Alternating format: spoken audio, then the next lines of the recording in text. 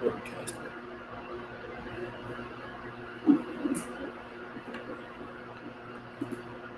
It's not super bright, but it's fancy.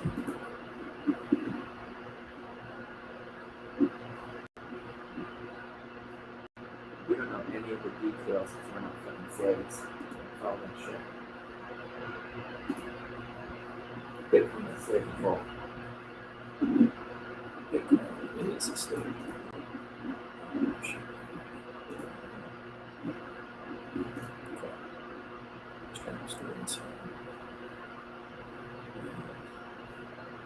Okay, we got people filing.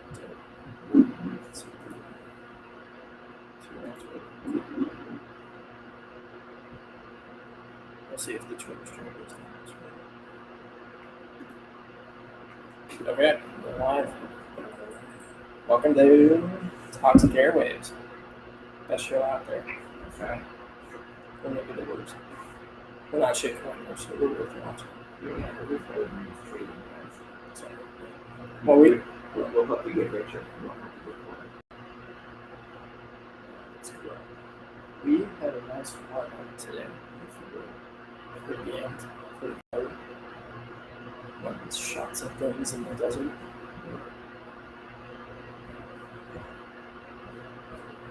It's a good time.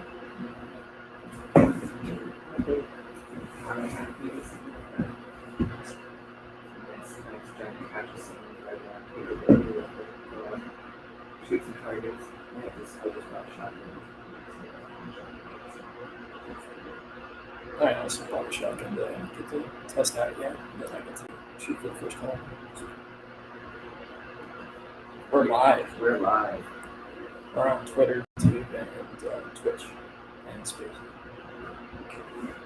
Since I forgot last week, I'm going to start off by thanking our wonderful, generous sponsor. I'm starting Dirtbags Bar in Tucson, Arizona. As you all know, it's the best place in Southern Arizona. And also, we just got signed for our contract with our country code. So they will be $1 million in episodes now for us, which I thought was really low. Appreciate it. It's a start.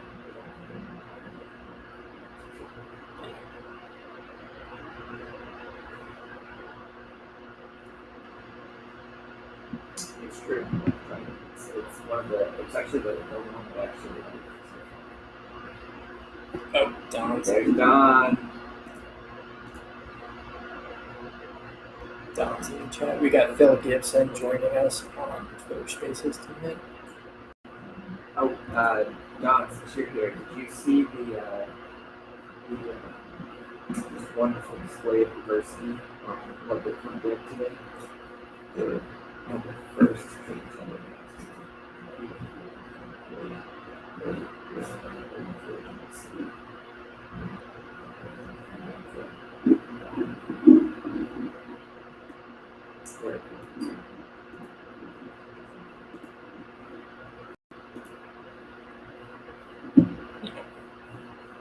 It was an interesting episode. We'll get into that in a little bit. So today our episode title is Bitcoin is a Slave Revolt. I think that is a great topic to have in the face of our masters. Oh, and we got one more in the channel. But yeah, I think that's a great topic to have in the face of these legislators, these our masters seeking to dictate laws over us and restrict our freedom. Yeah, we don't have any commentary on the specifics of it because I follow it as possible. But I'm guessing it's some combination of spending.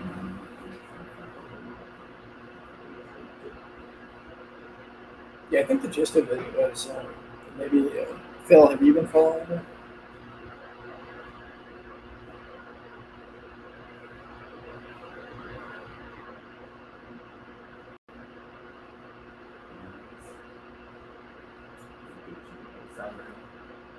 So I think the gist of it pretty much was that they want to KYC everything, and so they don't like the idea that people can bypass third parties with Bitcoin.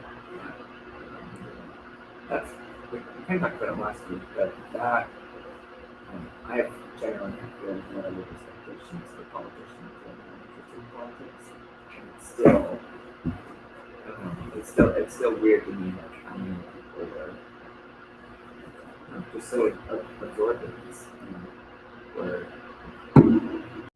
it's to me like the whole project's about resistance to censorship, so I don't understand the surprise or confusion or whatever you see some censorship. But if this succeeds, it will destroy everything. They're going to protect us.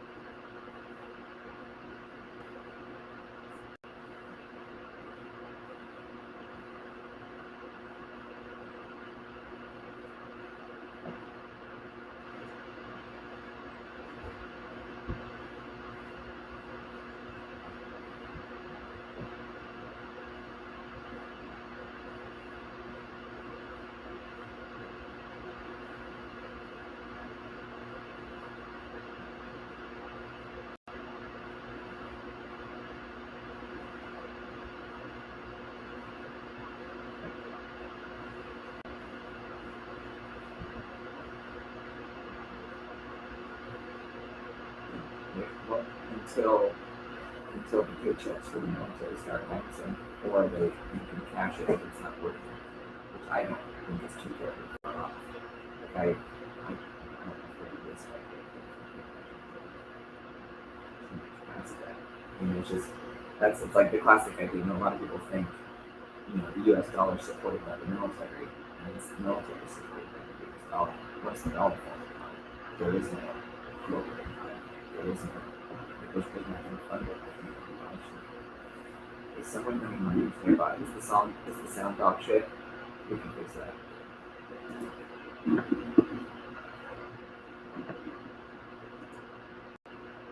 Oh, like that.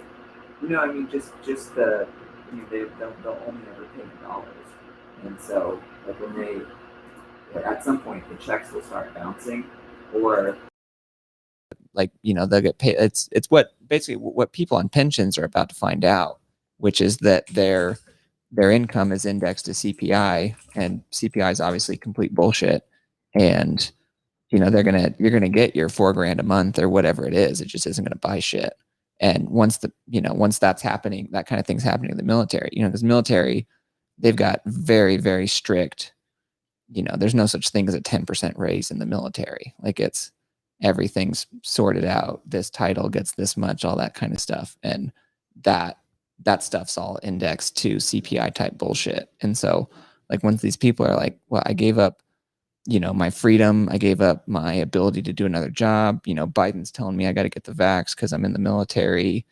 I've got to think just at scale there's just going to be, people are going to be done with it at some point, and not from a, moral crusader or anything like that, but just, dude, I can't feed my fucking family. What are you gonna, like, that's the stuff that gets to people. Like most people, it will never be, oh, I disagree with the principles of what the government is doing and taxation's unethical or, steal, no, most people don't give a shit about any of that, but they care about not being able to buy anything they want, and they care about being broke, and they care about not being able to buy food for their kids. And, dude, food is getting crazy, and Topo Chico is expensive. Yeah, it blows my mind. It's like my favorite drink. And well, hey man, that's why they're not paying you $1 million an episode. Yeah. I mean, even with that, I wonder how many cases of Topo Chico I could get with $1 million. Probably not enough. Yeah. Probably. Can we make Topo Chico like the ultimate derivative for CPI? That might be a good one. I mean, anything's better than CPI itself. I think bullets are a good measure for CPI. Yeah. That's always my argument. So I really, we've, and I think Alex knows a lot more of the Libertarian Party here in Arizona than I do, but like the people that I meet that are gold bugs or whatever, like that's what I always go to is, you're stacking this for societal collapse. Fucking gold coins are not going to be money in a societal collapse. 9mm bullets are going to be money in a societal collapse. 5.56 rounds. Your gold is going to be melted to make 9mm bullets. Yeah. I don't know when this infrastructure bill is going to get. I'm not too familiar with the whole process in Congress. Every once in a while, I'll watch it. It could be a while. Well, it's not going to get enacted until 2023. Yeah, I think. Oh, okay. Yeah, and that's another thing is like, so Colin from Bitcoin Echo Chamber and Ben Prentice, they were talking about how they feel like we're in a hyperinflationary period right now, and I totally believe in that. And people will freak out at that idea sometimes and say, no, we're not in hyperinflation because the interest rates are too low, and everything, all the raising costs we're seeing is supply chain stuff. But yeah, I just don't buy it. They're just printing so much money, and they're doing crazy things like the Fed is buying treasury bonds. That's just bonkers. And well, it's not only that, they're doing reverse repo, so they're giving them collateral to borrow against, but the reverse repo markets are like $1 trillion a week or some shit. Mm-hmm. Yeah. When we were talking about this afternoon, like I was saying, like I really would like to, I don't want to spend a lot of time with this person, but I would like to at least meet the person who like thinks all of this is fine. It's going to get paid for. It's just a bit of a rough patch. We just got to get through this. When a bad situation happens, you accumulate a little debt, but it's all going to work out. Year. I know, but it's like, I really want to meet the person who has that mindset and just try to figure out what the fuck's going on. I don't know. I'm sure it's nothing, and just an NPC responding people. Yeah, I think other than they're all NPCs. I'm just making assumptions, but even the people that are just like pushing pencils and work some job in government, they don't really know what's going on. I feel like, even though if they were trained to do whatever, they're just taking orders, and they think what they're doing in their lives is going to be fine, and they just have no idea. And there are no actual people that think that they're doing the right things. I feel, again, it's just an opinion, I feel that this is what the case is, and it's really just intellectual dishonesty and evil, because anyone that does have a say can't not know exactly what they are doing to keep it going. Now, they might be under like stress maybe to see how well they can keep swinging the pendulum, or like pulling the strings to manage the economy, manage that counterparty risk, and I have another like long-term capital management or whatever. But still, like, I feel these people know exactly what they're fucking doing. Dude, real quick, fun fact about long-term capital management. Do you know who was the only person on Wall Street that voted against that bailout? Probably not. So it was Dick Fold, who was the CEO of Lehman Brothers. And then, 20 years late, or no, it was late 90s, decade and a half late or something like that. What's the one company that they let go under during the financial crisis? It was Lehman Brothers. Like it's like whatever level of evil and just absolute just bullshit, like just getting themselves rich off of everybody. It's like however much I don't know, I'll speak for myself, however much I like despise these people, I'm constantly like that. I just learned a couple of weeks ago, like I'm constantly learning new ways of how fucked up these people are. And it's, you're talking about like normal people in the government, I don't get upset with somebody who's just like a middle, manager or clerk or whatever. Obviously, that's like saying, banks are terrible, so I'm going to go down to my local Chase branch and punch a teller. That doesn't make any sense. Like most people are just collecting a paycheck and bouncing through life, and it just is what it is. But yeah. Man, that beautiful irony though. So you said the guy's name was Dick. Yeah, Fold Dick or Fold. Fold? Fold, Fould, not like the Okay. rewards card. Fooled. Yeah. Yeah. Yeah. So Dick Fold voted against the bailout for Long-term capital management, and then so how much of them like not bailing out Lehman later was like in spite of him? Like, had to take that motherfucker. 100%. They had a whole bunch of banks they could choose. They knew one of them had to go under, and everybody was like, "Oh, of course, it's going to be Lehman Brothers." They were against the long-term capital management bailout. Yeah, of course. No, we're not going to let Bear Stearns go under. They played the game. We're not going to let. Also, his name's Dick. Yeah. Not Dick. Yeah. No, it's not a coincidence at all. No, it's just like you think about like how petty, evil, and just tyrannical these people are, and they're playing with hundreds of billions of dollars of not their money, trillions of dollars. Now it's trillions. Back then it was hundreds of billions.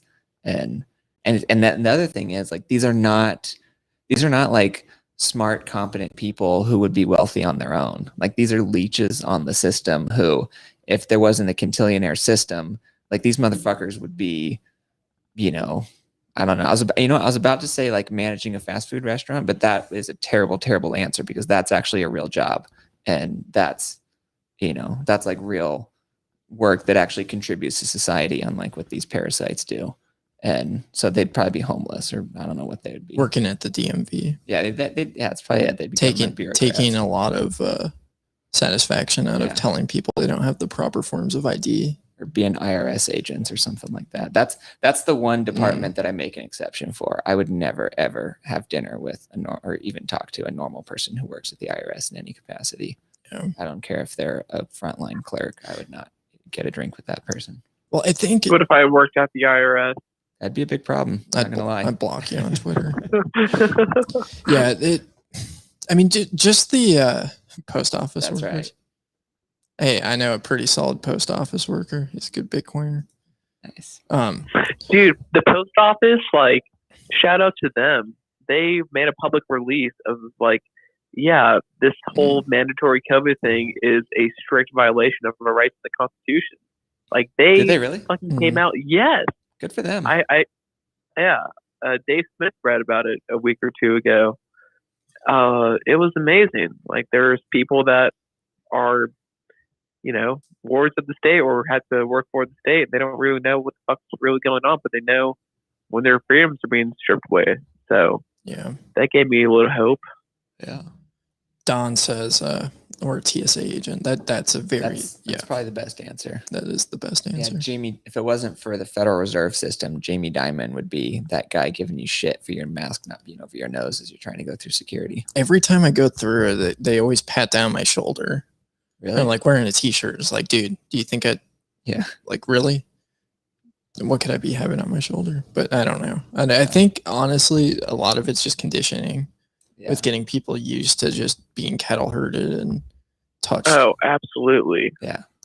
No, and that's what it was. I mean, it's a setup for a police state because that's, they're slowly ratcheting it down. I mean, I don't know how conspiratorial we want to go, but I think the same people started this process with 9/11 and they're trying to finish it with COVID.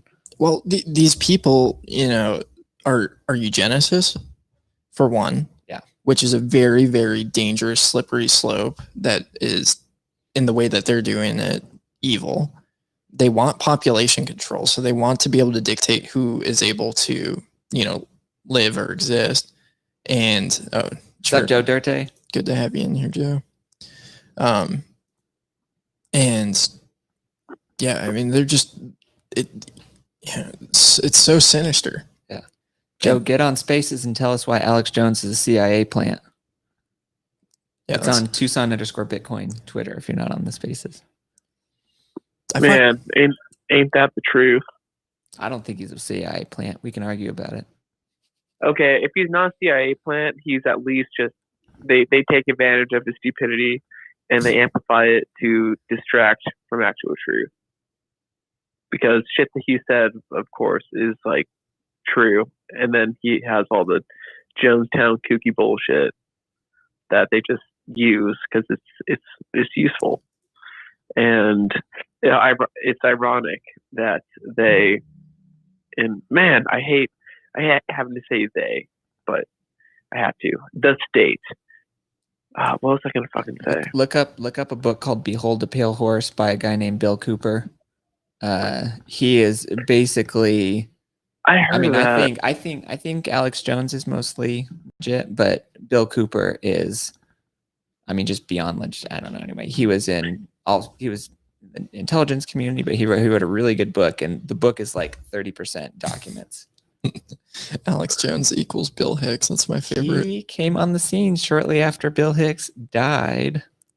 My biggest problem with Alex Jones is I feel like there's really good journalists out there in that kind of line of work, diving into conspiracies and stuff, and I feel like he just this is the problem with a lot of conspiracies, is they just throw out so much information that is just so out there and outlandish. It's hard to like decipher what is legitimate or not. And I think what people tend on doing is just going with whatever, confirms their, beliefs. And so I mean, he's done some things that I think have been pretty solid, and he's also, I don't have any real criticisms against him other than, it's unbearable to listen to his show because it's always trying to sell you some dumb supplement. But that is correct. Alex Jones is a full-blown alcoholic. He's probably a cocaine addict too. He denies the cocaine, but he's probably on whatever the Trump was on, like Sudafed or some kind of upper Adderall Vyvanse or some shit. Well, yeah. A couple years ago, I talked to a guy who knew him personally, and this guy claimed Alex Jones does a fair amount of blow. Wow.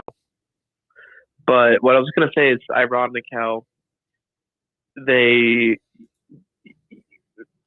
Alex Jones will come out with like good like truth stuff, and then some of it's like truth or bullshit, conspiratorial, and then you have like, oh, they're turning the frogs gay, and so the media will just mock and amplify all the ludicrous things he comes out with to distract people from actual truth, finding the actual truth. But then it's ironic because at the same time they're just like, oh, there's too much free information, and that turns into misinformation. But it's ironic just how like blowback theory and insurgence math works, or any problem in the world that when they inject themselves in, they make worse. That's exactly what they do. They're creating their own problem to cause just distortion of the truth in the public square, and to make people fight and work against each other, and to just cause like chaos. Dude, people are going crazy right now. Like, there's just no good information out there, and like, even if you're a critical thinker, it's hard to decipher what's real. I mean, what it comes down to for me personally is like, I just don't do well with coercion. Yeah. And oh, really? I like it. It's my kink. Yeah. I can see that. Buy my shit. I'm actually I'm very vanilla in the sheets for what it's worth. Yeah. I've been reading The Most Dangerous Superstition. That's been my yard work companion over the last couple of days. And I've been enjoying it, but it's just really silly, this idea of authority, like that we're all just individuals and nobody has any sort of, I think this is something that's like kind of was beat into me as a kid, is this idea of authority, that these people like possess something special, that we need to look up to. And you look at these senators kind of squabbling back and forth, and they don't have anything. Malthusian theory. Yeah, it's a good question. So Malthusian trap was essentially this idea that the environment could only support up to a certain amount of people. And so if there was some sort of technological advance, it would only benefit the people so much before they all kind of ended up in poverty again. And I think that really changed as a result of the Industrial Revolution and because of the specialization of labor or whatever you call that. And I just don't think it's true. I think this idea that we're overpopulated is ridiculous. I think there's like a lot of truth in the idea that we can live a lot more sustainably. And a big problem with that is the fiat monetary system. Kelly Lannon does some great work writing about that in regards to city planning. Yeah, you just suburban living. You just had him on the podcast. That was a pretty solid episode. Thanks, dude. Yeah, it was a good one. But no, the whole thing that too many people on the planet and the Industrial Revolution and technology will just like make it worse eventually is complete bullshit. Because this is what the Bitcoin miners like Harry Sudok talked about, is that if you have energy density, then that just leads to prosperity. And if you have more energy, that just creates this opportunity to be more efficient and doing more with less, because technology is deflationary and it just makes things cheaper and production goes up. And you know, like what you said, throw in the specialization of labor, things are just better because markets work unfucked with, untampered with. And that's why Bitcoin works, because it's hard money you can't fuck with. Like, I'm re-listening to Jason Williams's book for like the third time because it's so well done. It covers everything about Bitcoin, all the FUD, what it is, how it works, the investment thesis for hedge funds and just people like that, and gives you the history of money and the future of Bitcoin. It's so great. But yeah, like Bitcoin is working because it's a free, untampered with market, it's open, and it is just a spurring innovation for everything and everyone. And yeah, it's just, I want to say that it's dense energy. I don't really know what that means when it applied to Bitcoin, but the mining facilities, of course, are taking advantage of dense energy, or trying to get as much energy for as little as possible. And that, an operation like that is just a manifestation of what energy dense areas will be able to do, because it causes people to think and make appropriate economic decisions that make sense for them. And yeah, I don't know where that really comes from, but that's an interesting thesis you laid out. I mean, not that it's yours, but I'm interested where you heard that argument that energy density or like the industrialization may work for a while, but then people will eventually be impoverished.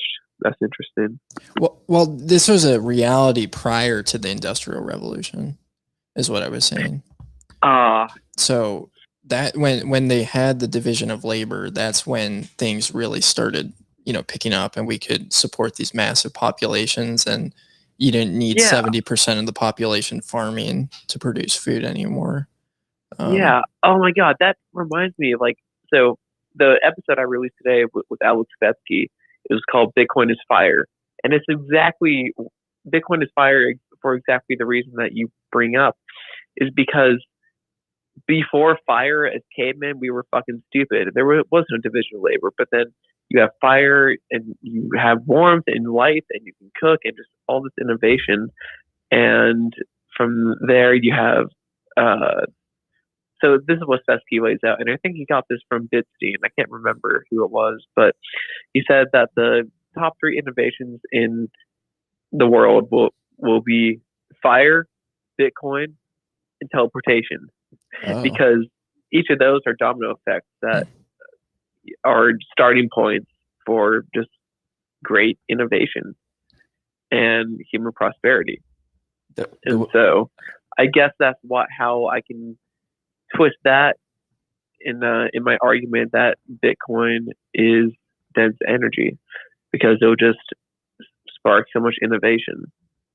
And it's funny how you skip the internet, fire, Bitcoin, teleportation. See, I think it's fire, electricity, and Bitcoin. I think those are the three key innovations humanity, and that's one of my favorite ways to like try to like somebody who just doesn't get Bitcoin at all. They saw it on CNBC or whatever, like to try to like get them to start to sort of understand, what the hell's actually going on, is to tell them and I say like completely serious, obviously, that humanity's had three key innovations to date, fire, electricity, and now Bitcoin. And, they'll laugh. And, I've told some people like, oh, haha, that's a good joke. I'm like, no, I'm 100% serious. And I think that oversells fire and electricity, to be honest. It's like the human flourishing that's going to be unleashed by what's going on now. And it's, electricity doesn't happen without fire. Bitcoin doesn't happen without electricity, which is the basic logic for why those three. I think my top three are ESG, the vaccine, and democracy. Yeah. Those are the most revolutionary things. I'm actually going to get my fourth booster later this month. You're only on your fourth? Yeah. Well, I was busy. Dude. I was busy volunteering for Greenpeace and yelling at oil manufacturers and stuff like that. So I heard that they run out every 10 days.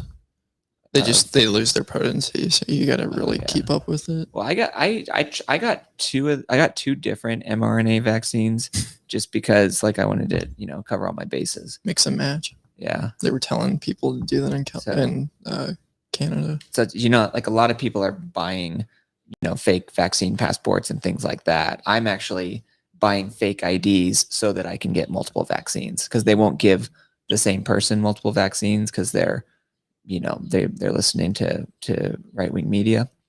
And so what I do is I go on the dark web and actually buy fake IDs so that I can get multiple vaccines. So that's hey, you're buying those fake IDs with Monero, right?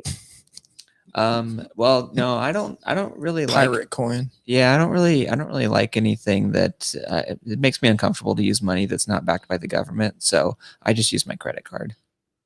Oh, I mean, Monero's a shitcoin, and shitcoins are all fiat, essentially. Yeah, just anything that's not backed by a government and a military really makes me uncomfortable. I think that's a good point. I think like going off the idea of like shitcoins being fiat pretty much, I think that's like the biggest draw to them is the fact that they are centralized and have leaders of sorts. Yeah. And exactly. Oh, most of these people would be Scientologists if they weren't shilling Thorchain or whatever this bullshit is. I mean, that's what sucked me into the shit coins right off the bat, because it didn't require a ton of research to get into it. I just had somebody telling me things. And right. And then, we're used to our bank deposits being FDIC insured. And then you have someone like BlockFi that looks like they offer banking services. And so just because they are a centralized entity, they have a little bit of trust. And then people are like, wait, I have all these shit coins on Coinbase. I can earn interest on it. But if they weren't going to BlockFi, they'd still be on Coinbase. So for them, like, it doesn't really matter. It's the same thing for them. Dude. Yeah. You have a new Twitter handle every week. It's hard to keep up with you. Who is that? This is a new account. Southwest Huddle. Nice. To Logical Logistics, who is now the sovereign small business. All right. Person. I'm not confirming or denying that this was Logical Logistics. Okay. But I've been wanting to start a project similar to this, and then we just got fucked in the ass over the weekend. So wasn't really ready to do anything, but I just felt the need to do something. So new account, going to be giving out a weekly copy of The Sovereign Individual to anybody who retweets the required retweet. And then as the need develops, this project will increase. And the goal is to arm our communities with, we need to onboard our communities, our small businesses, our churches, anybody who we facilitate value transfers with, onboard them onto the Bitcoin network and protect them when the lockdowns come. Yes. So I think we're running out of time. When the surveillance coins are going to be here in 3 years, they're going to lock us down and fuck us in the ass until then. And I think if we don't fight back in these next 3 or 4 years, then we're going to need a new coin. We're going to need a new network because we're going to be fucked. Hey, have you guys listened to Shinobi? He was going off on this. He was going off last week, but and this was before all the bullshit happened with the fucking infrastructure bill. But Shinobi was trying to make the point where he was trying to everyone was like, that's a bad way to onboard people. But what he was saying is, like, Shinobi just went full retard and was like, when you're onboarding someone, ask them if they're willing to shoot someone in the face to protect their Bitcoin. Holy fuck. Everyone was like, that's a little bit much, but like, that's where I'm at right now. If we're not willing to protect our Bitcoin and protect our communities, then we're fucked, and it's not worth participating in. And my main issue with something like that would be, like, especially like that specific question exactly, is I think pretty much any kind of physical violence outside of self-defense, I think just plays right into their hand and is playing their game by their rules. And I think, like when people are like, oh, we need to, and I think that's also a part of this, call your politician thing. It's like, no, that's more of playing the old game by the old rules, and you're going to get the old results. Like if you just do, what's that dumb trite saying, like insanity is doing the same thing over and over again, expecting different results. Like, I think that's what a lot of that stuff is. And it's like people, like it's, and like that, I did not see that out of Shinobi, but like that asking that question, like I think that kind of stuff, it's just I think it's just a strategic error. So fucking dumb. It was like, yeah. But yeah, I'm well, it's like what you were saying. Somebody was saying this earlier. It's like conditioning. They're like, we can help you, and then we call, and they're like, oh, we tried, but don't you love us now? But yeah, elaborate on because I'm with Don in the comments on, I don't see a future for a new coin or a new network. So I'm curious what you see there. I think you meant Bitcoin, right? No, if we don't have privacy on Bitcoin, then I'm saying we need privacy. Right now, we're like pseudonymous, but when the central bank digital currencies come, when the CBDCs come, they're going to rug pull cash. And if they have the back end for CBDC, like on chain or like surveillance, if that's not a thing right now, like that's because they don't have their CBDC. If they will develop CBDC surveillance in 4 years' time, then they will certainly have developed on-chain Bitcoin surveillance. And the private market's already doing this. So what's 2-3 more years of government-funded on-chain surveillance going to look like? If we don't have Bitcoin economies by then I think like you're fucked on-chain for privacy. You're fucked with the CBDC for privacy. You're fucked on cash. So I'm saying at that point, I don't have the answers. I don't know what the world's going to look like. I just know I don't want to live in that world. Yeah. So we have to fight now. Bro. Hold on real quick. Just imagine where Lightning's going to be in 4 years. It's going to be insane. That's not the response. Imagine where Lightning's going to be in 6 months. Yeah, but that's talking, tactics, and we should be talking strategy. And I think strategy's the big picture, which is we build economic power. That's how we change things. And so that's my big beef with like the Monero crowd, who I'm not generally opposed to. Like I have tons of values that overlap with them. I just, I don't know. We don't need to get into Monero one way or the other, but it's fucking dumb. But what I would say is, like, first of all, like I don't see, privacy at the base layer. Like that's an argument that's been beaten to death, but we cannot fuck with auditability of the supply. And then, but my main thing is we succeed by building economic power. It's like, and the example that I always use is if, we're sitting here in 2021, if somebody has 100 Bitcoin today, they're done. They're out. They don't give a fuck what the government says. They don't give a fuck what JP Morgan says. They don't care what Pfizer's, they're done. They're out. They can, they can travel the world. They can go to a Caribbean island. They're opted out. They're done. They're free. Government doesn't matter. It's irrelevant, whatever. And that's today, and that's possible today. But you need a fuck ton of wealth and economic power to do it.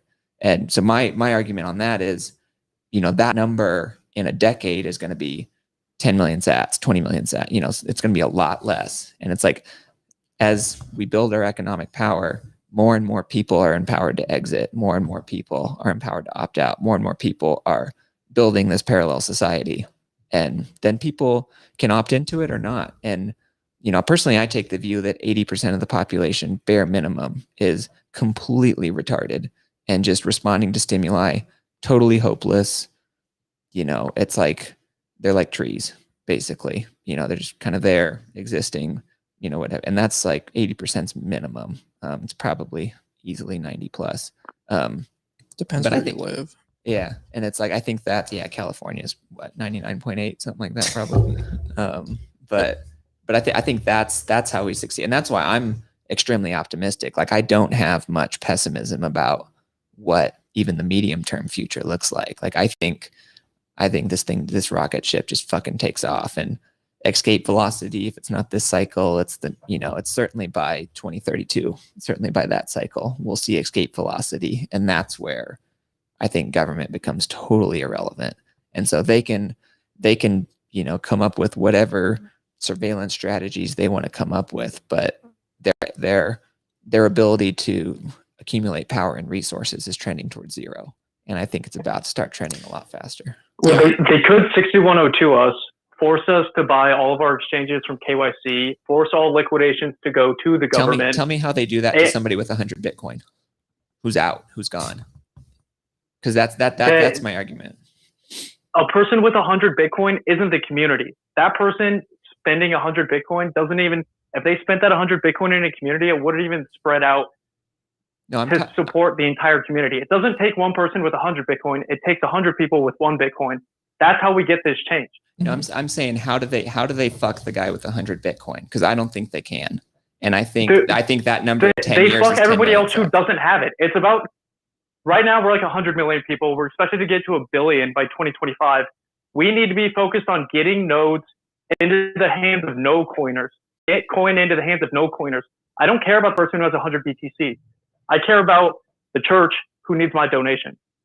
Yeah. That's what we need to be supporting right now. But if they come for the nodes or the 6102 us, then my point is that number in 10 years is 10 million sats or 5 million sats. It's much, much lower. And so that's going to be a gigantic population. Here's price rises when the network grows as well.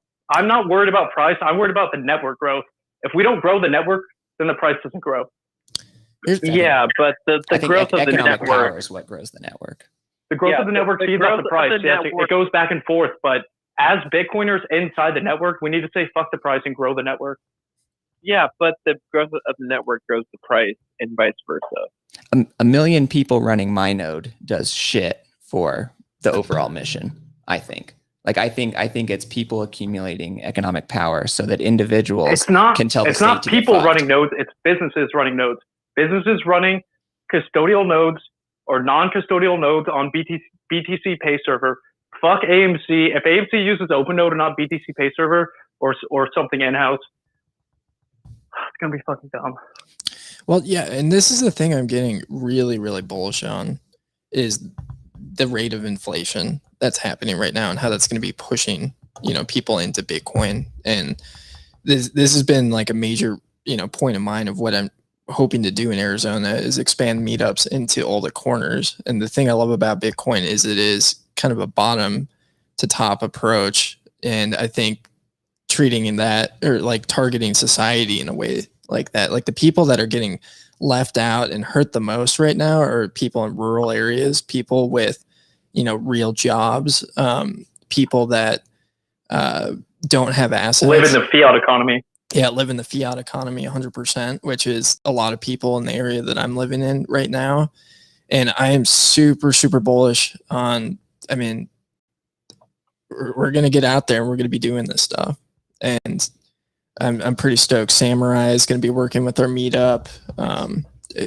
We've seen so many people run nodes recently, and Lightning, the Lightning network capacity is growing, exponentially, and that is incredibly bullish for me, to be watching. So I think like both of them are true. I also think this really is our one shot, but I think we're going to win it because these people in positions of power are just losing their minds right now.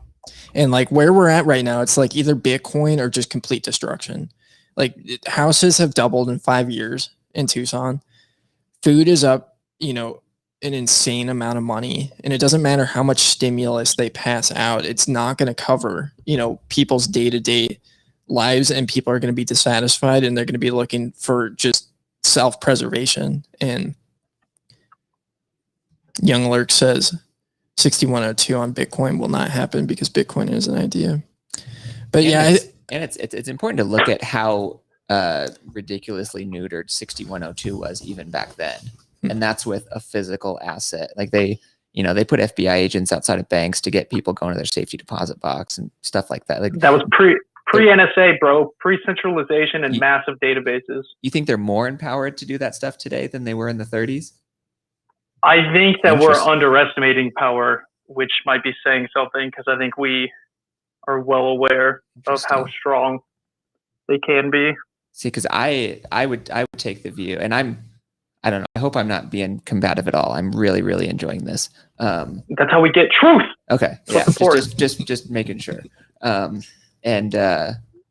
that's interesting. Because I would take the view that it's like they had so many fewer choke points that they had to cut off back then than they do today. Like today they literally have to kick in someone's closet to unplug their node or, whatever. Like, right. But then they'd be like, we fucking heard that conversation you were talking about with Tucson Bitcoin 2 years ago. Yeah. You fucking said you hid your seed plate. Back then it'd be like, we heard you might have a gold token. Would you like to exchange it? Yeah. It's just different. My point is that like price brings people in, but we can support price in more than one way than hodling or selling information. I think we need to push for that next level. I want to go to my bar and say, I have so much Bitcoin. I want to fucking spend it in here. Like, let me help you. Yes. One thing that I love to do at the meetups is tip the waiters, waitresses in Bitcoin as much as possible. Set them up. Yeah, I think that's like, if that is that's what I'm doing every single time from now on. I don't care if my friends are like, what, again? Are you serious? Like, no, the time has come to give Bitcoin to people who we want Bitcoin to, put it in the hands of people and grow the network. Yeah. Another line I use on people. What's that? I said I gave up on that. I tried that a couple times. And maybe I come off a little strong, but even sorry, I just got a text from my dad. Yeah, some people don't want to hear the spiel, and they're even so cucked that they're going to go and be like, I need to ask my manager first. And just the sad thing is people don't have balls. They're just the mob. Like they're afraid to push the envelope.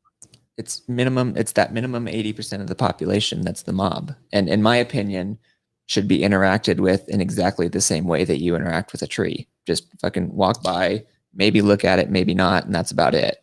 Like there's no conversation to be had with these people. There's no intellectual connection. There's often not a mind there. Like I could make an argument that there's no soul there. I mean, it just is what it is. Like it is not something that makes me happy or anything like that. But I really think like the mob has been irrelevant throughout all of history and will always be completely irrelevant.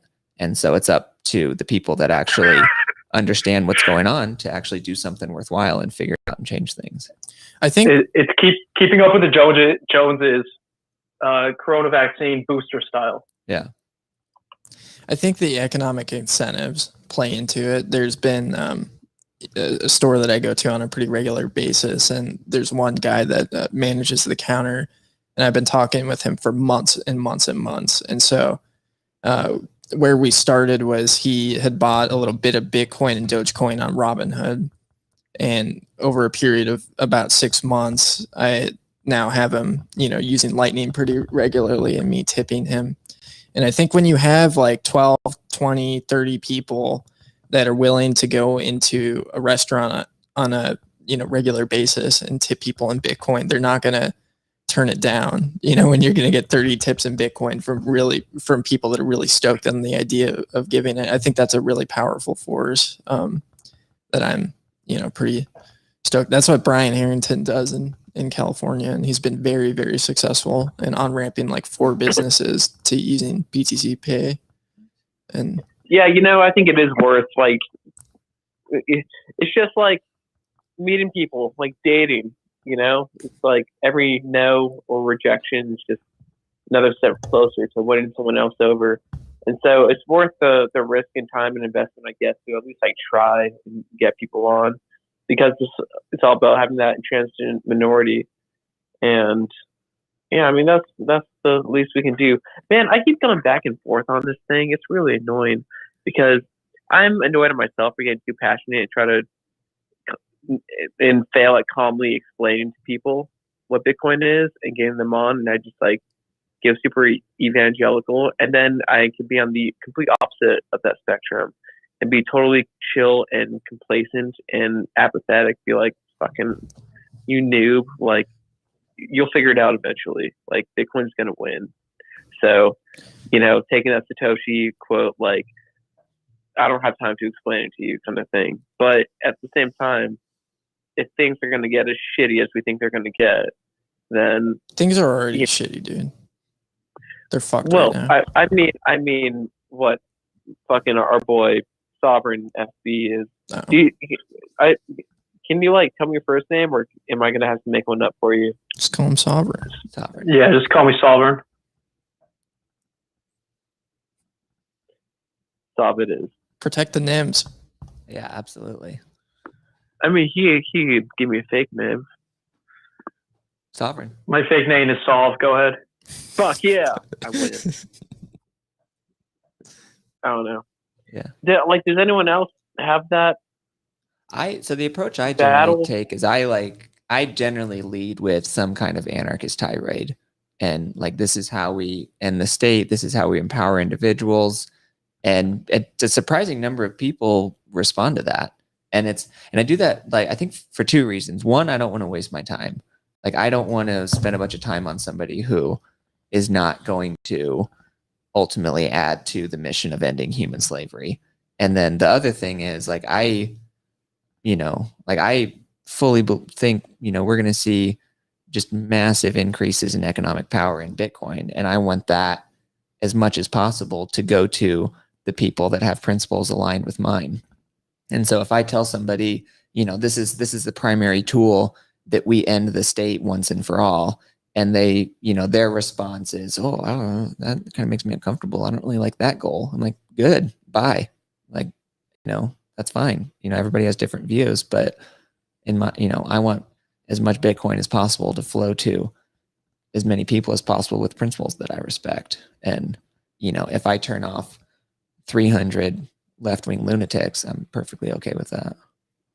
Yeah, I mean, my whole take on it is like, if I get rejected when I'm trying to, tell somebody about Bitcoin, it's not a reflection on me, and I don't take it personally. Like, it's really not that big of a disappointment, because they're, hopefully it puts a little seed in their head to think about it, and they'll see the price and they'll have some ability to recognize it. But yeah, I totally agree with you about like not trying to put too much energy into people that are just like don't care whatsoever. But yeah, I don't think people get Bitcoin, overnight. Most people, it takes a lot of people learn slowly. I'm kind of a slow learner, when it comes to this stuff. So it took me a long time. Speaking of learning, I just want to share my selfish story. So last Tuesday, after 15 years, I finally called my biological father, parents divorced, that kind of thing. And I just let bygones be bygones. And we talked for 3 hours. It turns out he's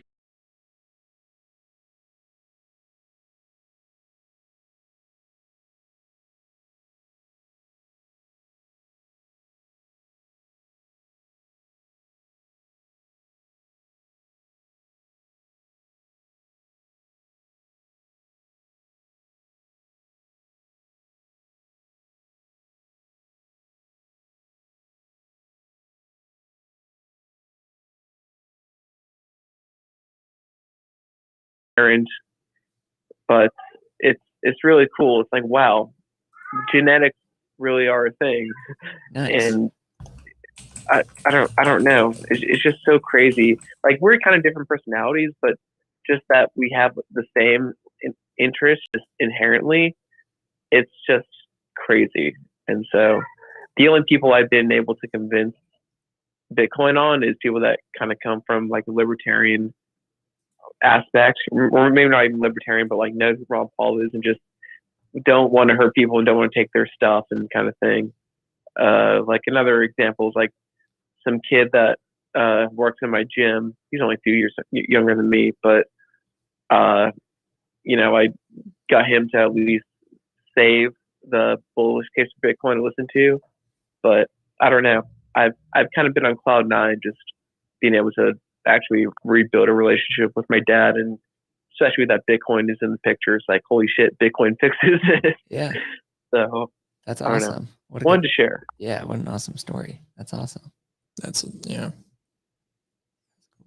Yeah, Young Lark says everyone comes in at their own price, and yeah, I 100% agree with that. Because I don't know. I actually have a text message from a buddy from high school, who he said, "Hey, dude, you were telling me about," because I like downloaded a little software and played with Bitcoin a little in 2012, but never got any, and just decided it was a waste of time and not going anywhere, and I thought it was just a techno utopian nonsense, and then just literally didn't even think of the word for years and years and years after, like just totally outside of my mind. I actually completely missed the 2017 bull run. Didn't even know it happened. Like it was just, that's how far off my radar it was. And then found it a little bit after that, like reading the Bitcoin Standard, all that typical stuff. But yeah, no, and that's just all that to say, like, I'm a prime example of somebody who comes in at, their own price. Another way to say it is the price you deserve. Like, I did not deserve the 2012 price. I didn't have the understanding. I wasn't set up. I wasn't, I didn't have, and whatever it was that people that got it and held on to it from then, I didn't have that. And so I wasn't equipped to take advantage of the 2012 price. So I didn't, and then, like I said, literally was completely outside of my frame of reference for years and years and years after. And, it's just kind of one of those things. It's like, well, it is what it is. And that's part of the humility aspect of it is, it's like, okay, well, I obviously fucked that up huge. And, but I can't time travel. I can't go back to 2012 and make a different decision, but I understand it today. So what I can do is make sure I, take advantage of it as much as I possibly can from today on, and then do the same thing tomorrow and the day after, etc. Yeah. Nice. Yeah. I got in about the same time. I knew about the 2017 bull market because I listened to NPR and they were reporting on it. Okay. On my way to work. But yeah, I agree with that. I have a prediction. I predict that when Bitcoin hits around 200,000, some leftists are going to come out and say that it's super unfair, that the price is so high and that we need to suppress the price to allow other people to enter the market because it is the future money. I will request that every single one of them get in a line and blow me. That's, I think, treating them with absolute mockery and disdain is the way. Well, we could just tell them there's this really a lot cheaper version of Bitcoin called Bitcoin SV. Yeah. That's specially suited for them. It's a much fairer system than Bitcoin. Which is even down in fiat terms. That's the most hilarious, because Ethereum, okay, it's up in fiat, it's you whatever dollars you put into Ethereum a couple of years ago, you technically have more dollars. It's obviously massively down in terms of Bitcoin, but that's the ones that are even down in fiat terms are especially hilarious to me. But you're really underestimating all the innovation that's happening. Oh, that's true. In the altcoins. Well, because what people need to do, people are worried about transactions on the base layer. No, that's not where it's at. What you need to be able to do is store your kids' t-ball game on the blockchain so that it's secured for all that. That's why we need really, really big blocks. Yeah, is so that, or even better example. Like if you get like a really, really good meal at like say Carl's Jr. or something like that, and you need to take a picture of it and save that on the blockchain for forever. That's a really fantastic, I think, application of chain technology for sure. Yeah. Not fantastic. just like transact, preserve your wealth, protect yourself from no, that's nonsense. Yeah, I can't believe. So we're doing a what's it called? Block Size War book club. and Bitcoin XT suggested that I can't read the chat. Says right now. Pelosi and Maxine Waters will be first in that line to blow you, Skeef. No, I can't read it because it's so funny. I have to finish a thought. Oh, oops. But yeah, Bitcoin XT apparently wanted to. Do you remember what year they wanted the 8 gigabyte block size at? It was like doubling every. It was not 2 years? that far. No, it was. I thought it was even more than. Oh no, you're right. 8,000 megabyte. Yeah, 8 gigabyte is what it would have topped out at. It was, but it was. Yeah, that was Maybe by 2036. I think something like that. Yeah, so we've been doing or just started. Tucson's running Block Size Wars book club. So we did the first 3 chapters on Saturday, and that I had heard of Bitcoin XT, but I wasn't as familiar. Yeah, like I said, that was before my time of actually being involved seriously. I mean, it's just kind of crazy to think about. What would you want to do with 8 gigabyte blocks?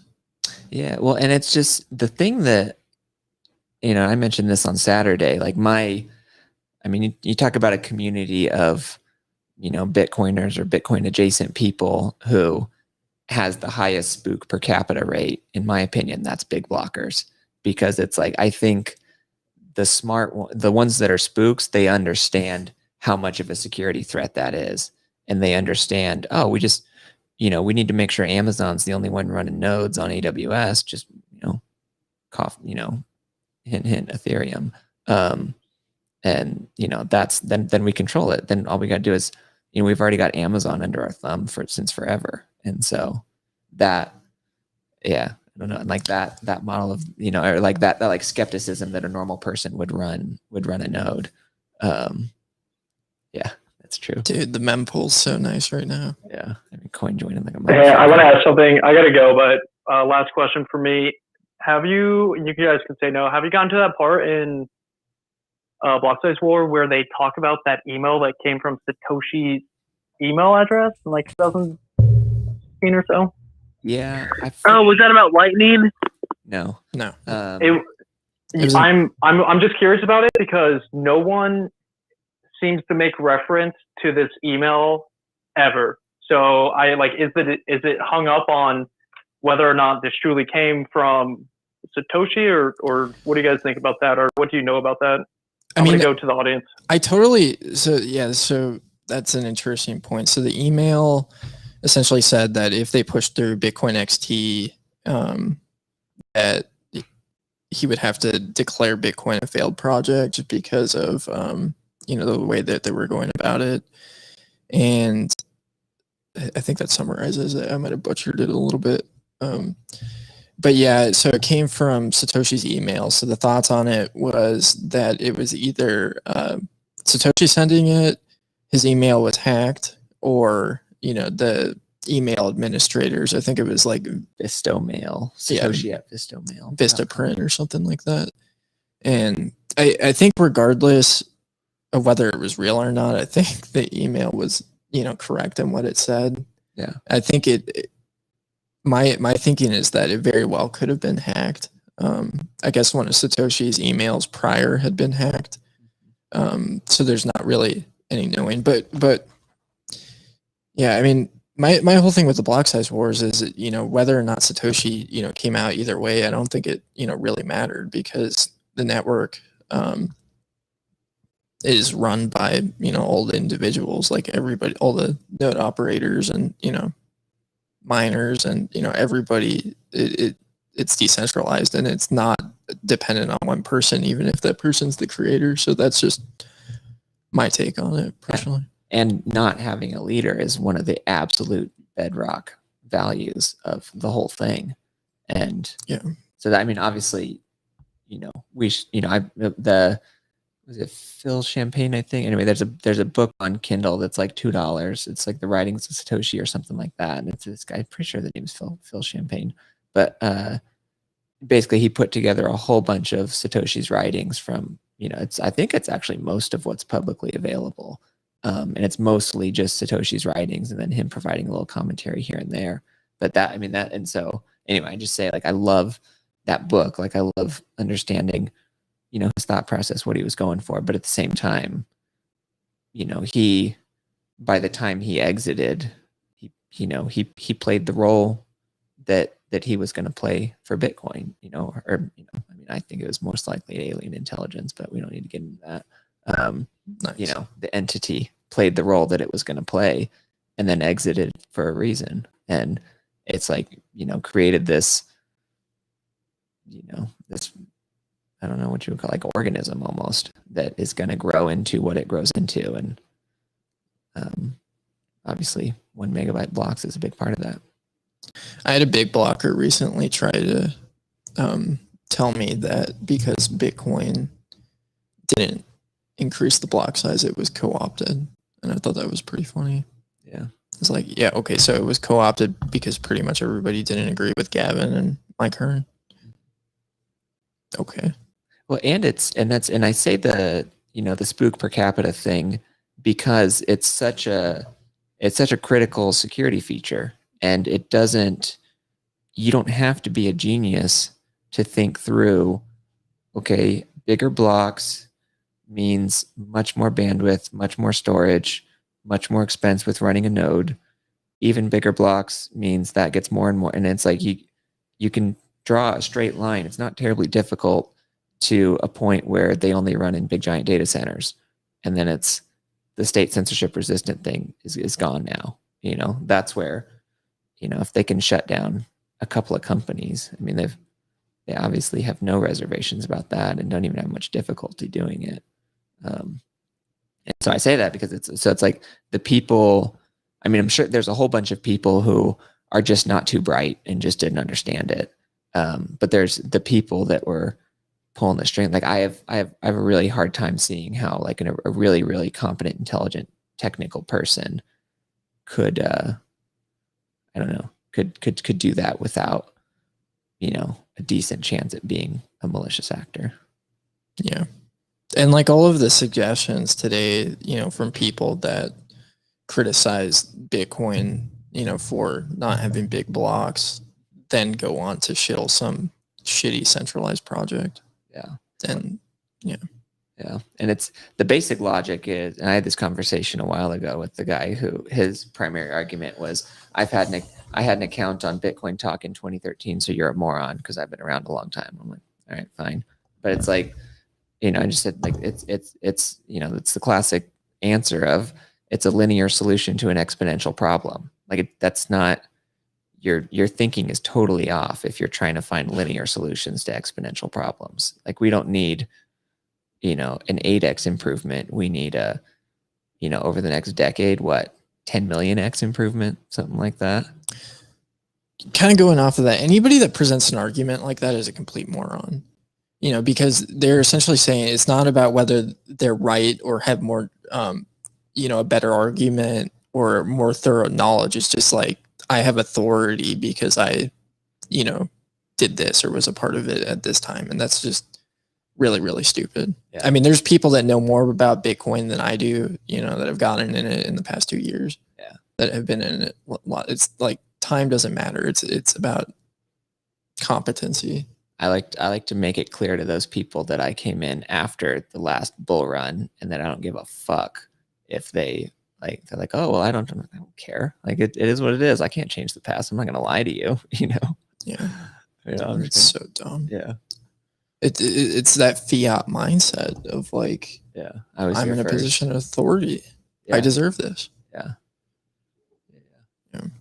So, but I do have a ton of respect. Like people who bought way before me and held on to it, I have just a fuck ton of respect for that. And those are people that I pay very close attention to because, like I said, I said earlier, I did not deserve those 2012 prices, but there are people out there who did, and I want to learn from those people. I want to understand, what did they have at the time that I did not have, and how can I develop that now? Yeah, I mean, this whole idea of like deserving it. I mean, anybody that gets into Bitcoin at any point in history, it is so much. It's a superior form of money that's going to benefit you. I mean, just like if we think about it, if it hits, if we get a critical mass of people using it and it stabilizes in price, you have a form of money that isn't being manipulated and devalued by fiat currency, and that's going to be a billion times better, than the fiat currencies that we have today or the CBDCs. And so, the price going up and getting rich is great, but what this is this is the slave revolt.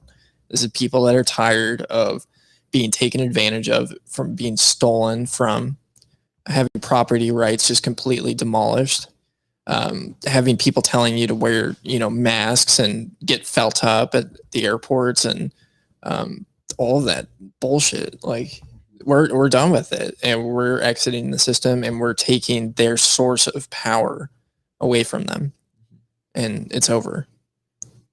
And we're empowered to exit. We're not, because libertarians have been yelling about this stuff for decades, and until very recently, in the grand scheme of history, we've not really been empowered in a meaningful way to do that. We're not sitting on our asses and whining anymore. Yeah.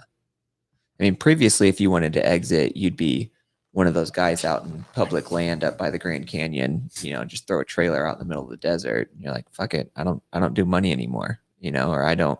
Certainly, those guys certainly don't have banking. They probably, Ted Kaczynski. Yeah, I mean, they haven't filed a tax return ever, probably. They're opted out. They're out there. And it's like, before I found Bitcoin, that was my plan for exit society. Me too. I thought, I'm gonna build up enough resources or whatever so that I can get a little bit of something and just be out and just be done, and just be away from all this bullshit. Like, I don't need any of that noise. And then I found Bitcoin, and I was like, oh, this is way better. I wanted a self-sustainable bunker. That was my thinking. Yeah. But yeah. Shout out to bunkers. That's it. I know we've talked about this before, but all the Bitcoiners looking at Zillow are thinking way too small. You need to be thinking about buying shit that's currently classified by the federal government, not some McMansion with a pool and a hot tub or bullshit like that. Yeah, I guess I've been setting the bar low. I would like Area 51. Yeah. I feel like Groom Lake would be a ton of fun. Within our lifetime, we're gonna go water ski on Groom Lake. Guarantee it. It's a dry. Oh. It's not it's like a dry lake. All right, we're gonna do whatever you do on a dry lake. Land airplanes. Drive Maseratis. Why they call it a lake if there's no water? It's a dry lake. Oh. It's like this big, if you look at it from satellite imagery, it's like this big white, like salty Interesting thing. I don't know if it's salt or hardened rock or sands or something like that, but after the end of the American Empire, it'll be for sale. We'll put a cabin out there. Yeah. But yeah, I'm super bullish on the future. I'm super bullish on the Arizona Bitcoin scene. Hell yeah. Bullish on the chat and spaces tonight. This is great. Yeah. Had some lively. Bullish on going out in the desert to shoot guns. That was awesome. Yeah. Yeah, that was fun. Hopefully it's not so hot in the future when we do that, but can you swim in a dry lake? You could probably roll around in the dirt. I have so much money at that point that you can just flood it with water. You can just import water. You can import an ocean. Like, could you fill that up with Dasani? Well, this is the thing that, I remember being in school and being taught that so many different revolutions and technology came from the U.S. military and from NASA. That's bullshit. Yeah. I mean, have you, the 3D gun printing community is just, a bunch of like hobbyists, and people that are just hardcore doing this thing for fun. And like they went from the Liberator to the FGC9 to all sorts of stuff. I mean, watching Control Pew's Twitter is just so much fun. And I mean, you just have to. What restrictions did they put on the file sharing? I don't know. That's a good question. I know they got, like, the original way that they tried to get Cody Wilson was they said you can't he just had them up for free. They said you can't give them away, or you can't just give away these files, just let anybody download it.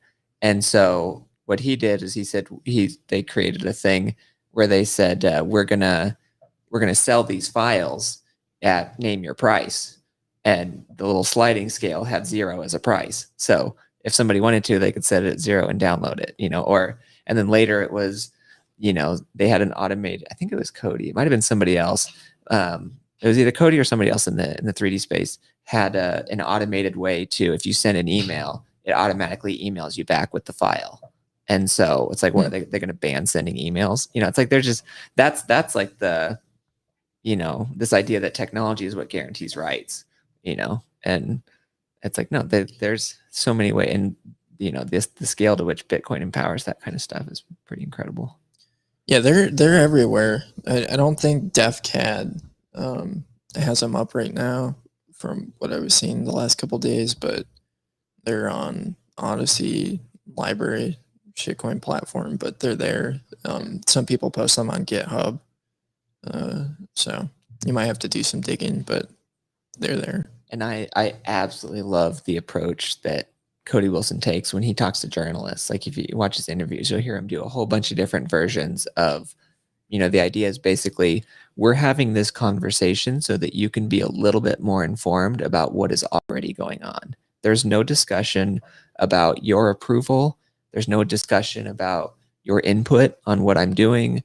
There's no, which in my opinion is that's the correct interaction that we should have with the state and the people that support it. Is, if we're going to have a conversation, it's going to be about me providing you some information so that you can be slightly more informed and slightly less ignorant. There's not going to be any discussion of what you think about my principles or my values, because what I would say is, like, you don't have a mind, you don't have the ability or the interest in interacting with reality. And so I have no interest in anything coming from you, but I'm happy to help you be slightly more informed if that's something that you're interested in. And they're like, well, how do you justify? No, we're not having that conversation. We're done. And I don't know, just to like make it very, very clear, that these people have absolutely nothing to contribute and absolutely nothing to contribute to the conversation. And if they want to learn a little bit, that's fine. But anything beyond that, I think, is a gigantic waste of energy. I'm not quite there where I have that level of, I don't know if animosity is a good word towards those people, but I kind of get where you're coming from. Yeah, I think I don't know. Like, I really mean, like, I think the tree example is good. Like, I generally treat those people like tree. Like, I don't, it's just, they're just there, they're just standing there. They're, trees are consuming sunlight, they're consuming water, and they're growing. They're living in their environment. They're responding to stimuli, things like that. And I don't know, that or like another example, like, I don't know, like, I tell people, like, I generally, like, I think I've said this on here before, but like, also, like, think about it in the ways of like treating people, like dogs. Like, I'm nice to dogs. I feed them. I I'll pet them, I'll play with them or whatever, but I'm not going to ask a dog for its opinion on, whether or not I should own a certain firearm, or, whether Bitcoin should be legal or something like that. I didn't realize that Lurk had thrown that question up there. I thought you were legitimately asking me if you could swim in a dry lake. Oh, yeah. I was kind of like, I did not. Damn, for it. Yeah. We have dry rivers in Tucson that you can swim in occasionally if you want to die. Yeah. They're like dry one moment and then like sweeping cars away the next moment. It's insane. Yeah. Like, yeah. Drive along, if you're ever in Tucson, drive along River Road. There's a Rito River. It's like just a giant wash that, will be dry sometimes for probably years at a time. And then 2-3 weeks ago, it was crazy. Was like really flowing. Yeah.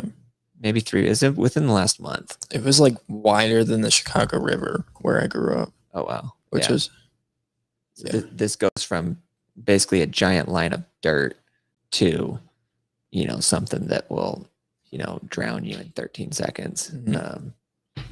And, and there's videos online. It's a total side topic, but there's videos online of where you can actually watch the water flowing down, and it's like bone dry, or maybe got rained on a little. And then you see this giant wall of water just coming down. It's pretty badass. Dude, we have some nice lakes out here, Lurk. Well, I wouldn't call them nice. There's a bunch of, you can go swimming if you want to, but. And while you're in Southern Arizona, go down to Dirtbags Bar. Best place to meet your future ex-wife. That's a guarantee from, from me at least. I won't speak for everybody, but Maybe we could do a segment, kind of going off of what our friend Sovereign was talking about highlighting businesses that are sovereign. Yeah. So Viva Coffee, that's a good one. Yeah. The post office. The post office. Yeah. Well, you know what? Maybe not the post office, but the post office union. Yeah, so that was their union that said fuck masks and all that, or vaccines and shit. I feel like there was another one that did it too. Nice. Yeah. Definitely not the teachers unions. Yeah. Those guys are the worst. That's not a business. Homeschool you. Dude, a union is a total business. It's a Yeah. business of ripping people Yeah. off. It's a business of extortion. We support churches too, and they're not businesses; they're institutions. But Mhm. Yeah. Yeah. Yeah. I mean, if there's a church out there that's sovereign, that's accepting Bitcoin, that's not willing to just be ran over. Saint_BTC on Twitter. He was tweeting out some stuff a while ago about getting he got his church set up with accepting Bitcoin donations and like they accept Bitcoin donate and they hold it, they don't flip it for fiat, that kind of stuff. Like that was yeah, I forget how long ago it was. I've been banned twice since then, but yeah, that's, check out him on Twitter. He's got some, I know it's a big thing that he's into, so I'm sure he would tell you all about it if you ask him. Yeah, kind of on that topic, there's going to be a protest tomorrow in downtown Tucson. I'm not really good. I'm not really advocating for it. I'm just stating that it's happening if anybody's interested. But they're trying to mandate vaccines for all medical personnel in Tucson. So that means that even if you're like a private office, or there's a chiropractor I know that's in danger of losing his license if he doesn't get vaccinated. So you can't. Hey, I want to run living. something by y'all. Sure. Yeah. Is it streaming on YouTube as well, or just Yes. Periscope? YouTube, Fuck. Twitch, and Periscope. I couldn't find it. I'm on the Tucson thing, and I thought I would see a live video. Oh, go to Toxic Airwaves. Oh, that would make sense. But Wait. anyway, so Is our stream down? I don't know. No, I went to the Tucson Bitcoin channel. That was just the wrong channel. My dashboard's like saying we're down on all platforms.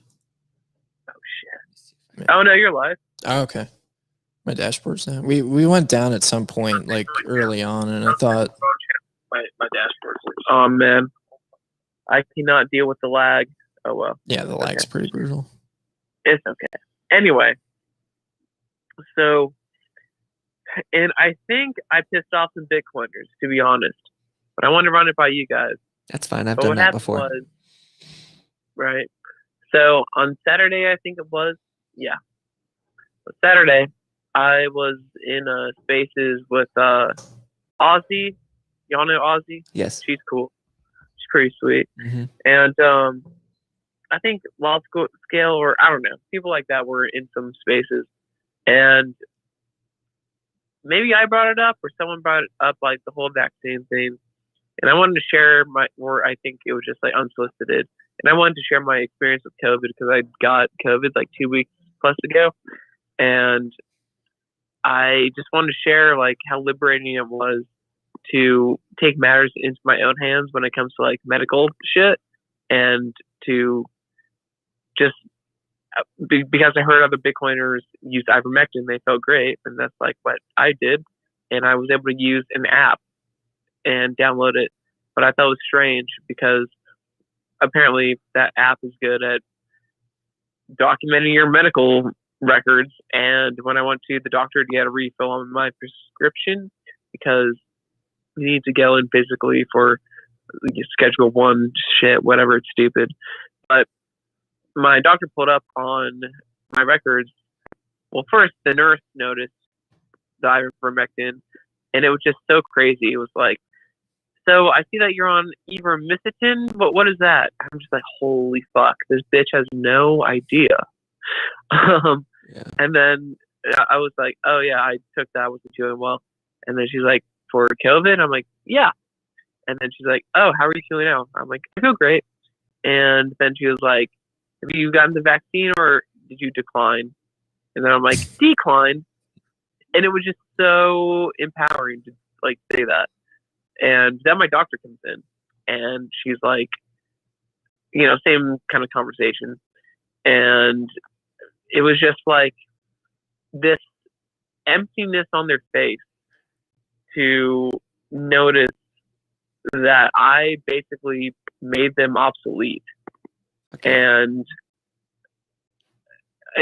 I was getting shit from some of the Bitcoiners because they were like, "Wow, Phil, you really shouldn't be playing doctor by yourself." And I'm like, "Well, when it comes to COVID, nobody knows what the fuck is really going on.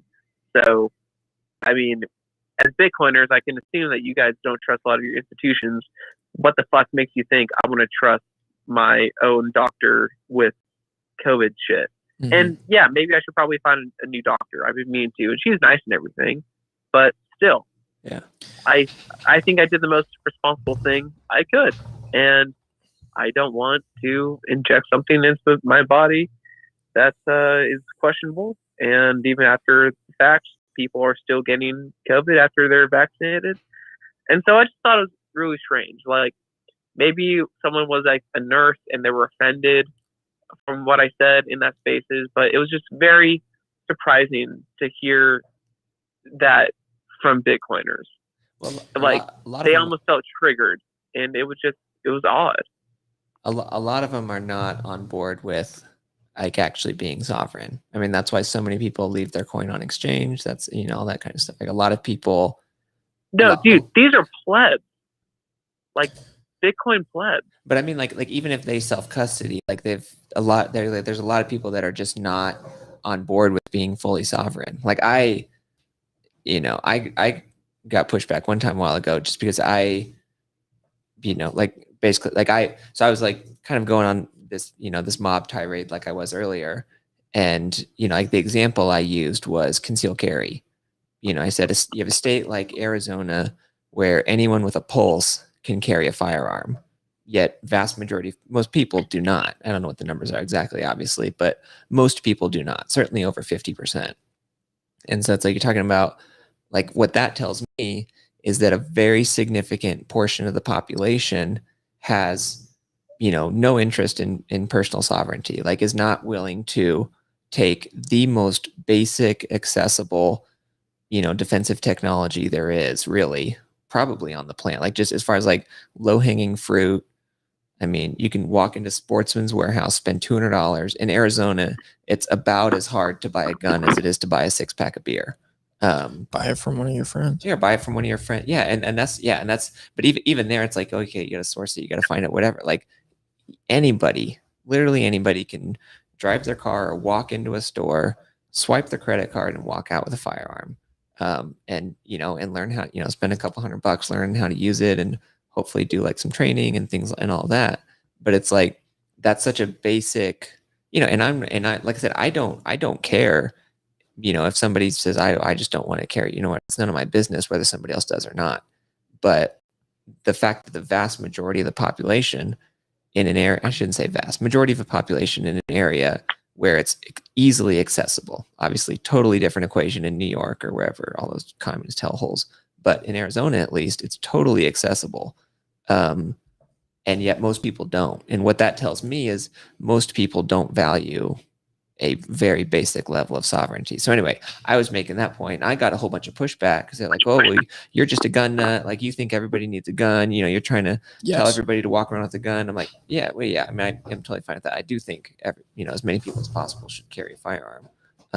But it's like I don't know. Like I'm like, okay, if you don't want to carry a gun for whatever reason, it's none of my business. You don't have to explain yourself to me. Like you make your personal decisions, I'll make mine, and we'll all be happy.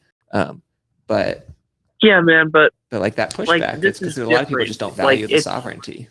But I think that's anyway, that's a long-winded way to say I think the core issue is a lot of people really haven't taken sovereignty seriously, and maybe never will. Yeah, I definitely. Yeah, I get that, but the thing is that this is deeper. I guess it's just different, but it's still scary that even amongst Bitcoiners, the vaccine of all things, like, I guess guns are one thing, but like actually untested, unapproved shit. I mean, I saw a headline today that just today that Big Pharma is going to get like an approval for the vaccine. Like, That's insane. finally, like oh my gosh, USDA, CDC approval for a vaccine. And it's like, there was no finally in there, but it was like implied. And it's just crazy how even among Bitcoiners, the state in their propaganda is able to tear them apart from each other on things that they should be aligned with. Dude. Yeah, like on this topic, like my immediate reaction when you were on the stream a few weeks ago and you were talking about ivermectin was kind of pushback. But I mean, the more I think about it, like I worked in the behavioral health social work field for years, for like 7 years, and I saw just like the craziest stuff with people getting pushed all of these psychotropic meds and getting put on Ativan, and like the nurses just like handing out benzos like they're candy, because a patient's being difficult, they just give them a benzo, which is like one of the most addictive and destructive drugs out there. So we got Jordan Peterson, Yeah, right? but like ivermectin is like a generic, like safe fucking thing. Well, where I'm going with this is like that's the medical field, and that's like the bleeding edge of psychology, and psychiatry right now, is they're doing these things. Like you go back and they used to lobotomize people, and they used to, do all of these crazy things. And I think that it kind of goes back again to this idea of authority, of it all just being a joke. Like the academies are bastions of the state, and some of these people that go, like doctors that have been in school for 8 years, have just been inundated with, propaganda. And I'm not saying that it's wrong, but I think we have to admit that it's limited. And these people don't realize that what they're doing is limited. They think that it's like the end all be all. They have all the answers. And to be an educated consumer on those products is huge. So to be sovereign in that, I mean, like most people go in and they just have no idea. I watched my dad go through this with pancreatic cancer, and chemotherapy, and it was just awful. It's like you're just going to have a miserable, for him, it's like you have a disease that you know that you're almost certain to die from, and you're just going to have a miserable last few years of your life and just pay tons and tons of money when there's really like no hope. And I think that kind of like informs it. So yeah, kind of going back, it's interesting that you're taking this standpoint, and it comes down to personal sovereignty and self-responsibility, to be educated and not just trust an authority because they're an authority. Yeah.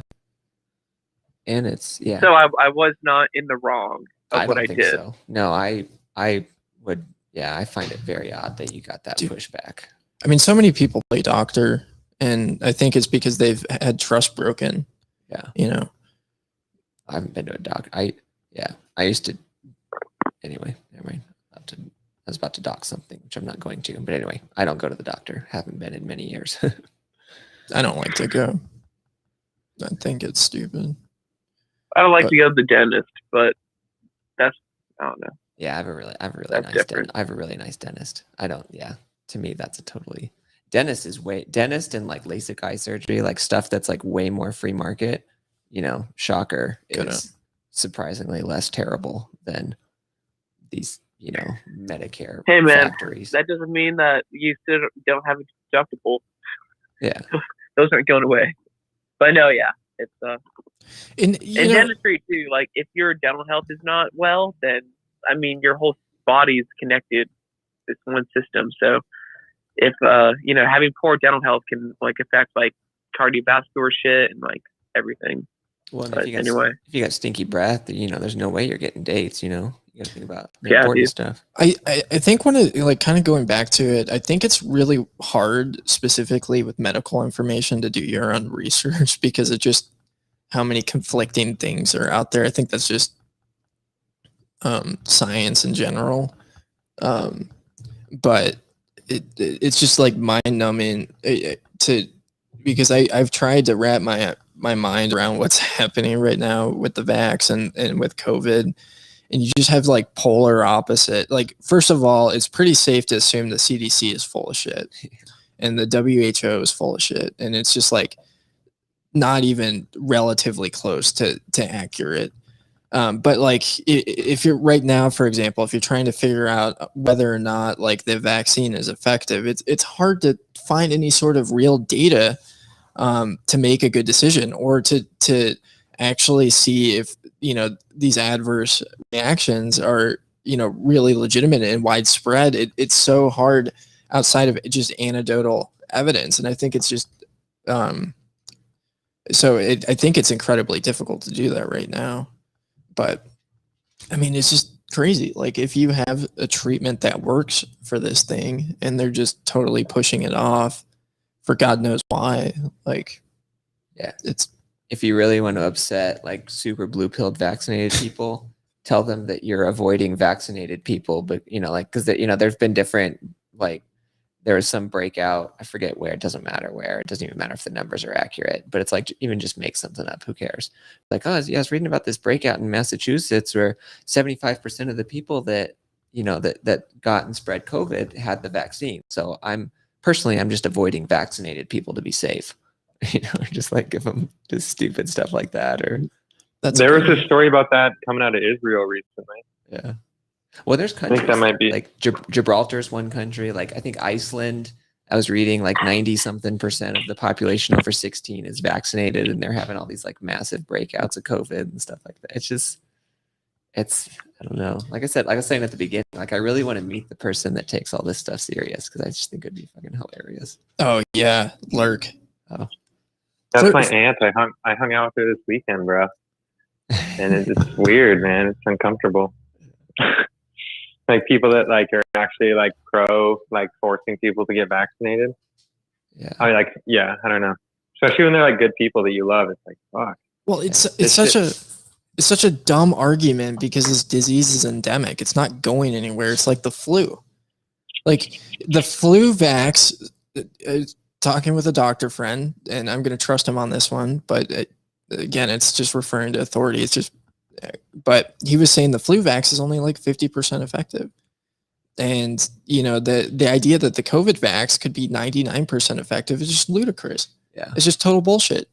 But even if it, you know, was like comparable to the flu vax, this disease is not going away. That idea is just such an unrealistic expectation, and it's just insanity that anybody has this, that we can get rid of COVID like we can get rid of polio. It's just not reasonable. And it's nowhere near as bad as polio. Established. Oh, my bad. No, go ahead. It's just so well established of like antibiotic resistance. Like, if you take something biological and you try to kill just the strongest of the bunch or whatever, you're going to get the variants that survive that are the ones that are going to multiply. So it's just going to be vaccine resistant strains that are going to pop up in hospitals, and like, I don't know. And it's like, yeah, I just think all this stuff is just so many reasons why, you know, we just cannot engage with these people as thinking individuals. Like, I don't know. Like, I think that approach, they're not, dude. Yeah, like that's, they I think, like, talking pieces of the mainstream media. Like, when I was talking to my aunt this weekend, it's like literally like she just watches CNN all day or something. So it's so fucking weird, bro. Yeah. Rachel Maddow's doing her thinking for her. And like I said, like I mean it. Like, I really like the analogy of like treating them like they're trees or like a dog or something like that. So it's like I don't have animosity towards these people. Like, I don't fault them. You know, I'm nice to them. I'm, you know, I'll be respectful if they're respectful to me. You know, we can have a conversation or whatever. But I'm not going to pretend like they have a valid perspective on the world. It's just not going to happen. And the problem is that we might, or they might be animus towards us, because when push comes to shove and the vaxxers and no vaxxers basically get split, as like the plan of probably trying to cause some Civil War type thing, or just divide and conquer as the state likes to do, we may have to like defend ourselves from people that we thought were family, which is sad. It's insane. But that like the groupthink and the brainwashing is just so powerful because people are scared and they can't remain sovereign. Yeah. I feel like I never understood, like, let's just say like Nazi Germany as an example, or just like Venezuela, places that slipped into this kind of stuff until you live through it. And then you're like, no, this makes perfect fucking sense. Yeah. Like, it's ridiculous, but it's just like, it all lines up and you're like, oh, this is what people do when they are afraid. Like, they'll do anything. Mhm. Fucking anything. Yeah. Wow. But So, well, there's that bullish classic, on Bitcoiners yeah, and Bitcoin, at least. there's that class, Joseph Goebbels, whatever, it was the propaganda minister. There's that like classic quote from his trial, I forget if he got hung or shot or whatever, but right before he's at the trial and they're asking him, Nuremberg. yeah, and they're asking him all these questions about, how were you able to do this? How are you able to influence? And his answer was, you look up the quote, it's much better how it's worded exactly. But his answer is basically, no, we just had to make them scared. Like, you don't understand. Like, all we had to do was make them scared and then provide a solution, doesn't have to It be also helps to have an other. yeah. To group, yeah, and that's Absolutely. really what they're doing right now, and you can see it live, and you're like, oh my god, the unvaxxed are the Jews. Holy shit! Like, what the fuck? And it's yeah, it's crazy. Sorry.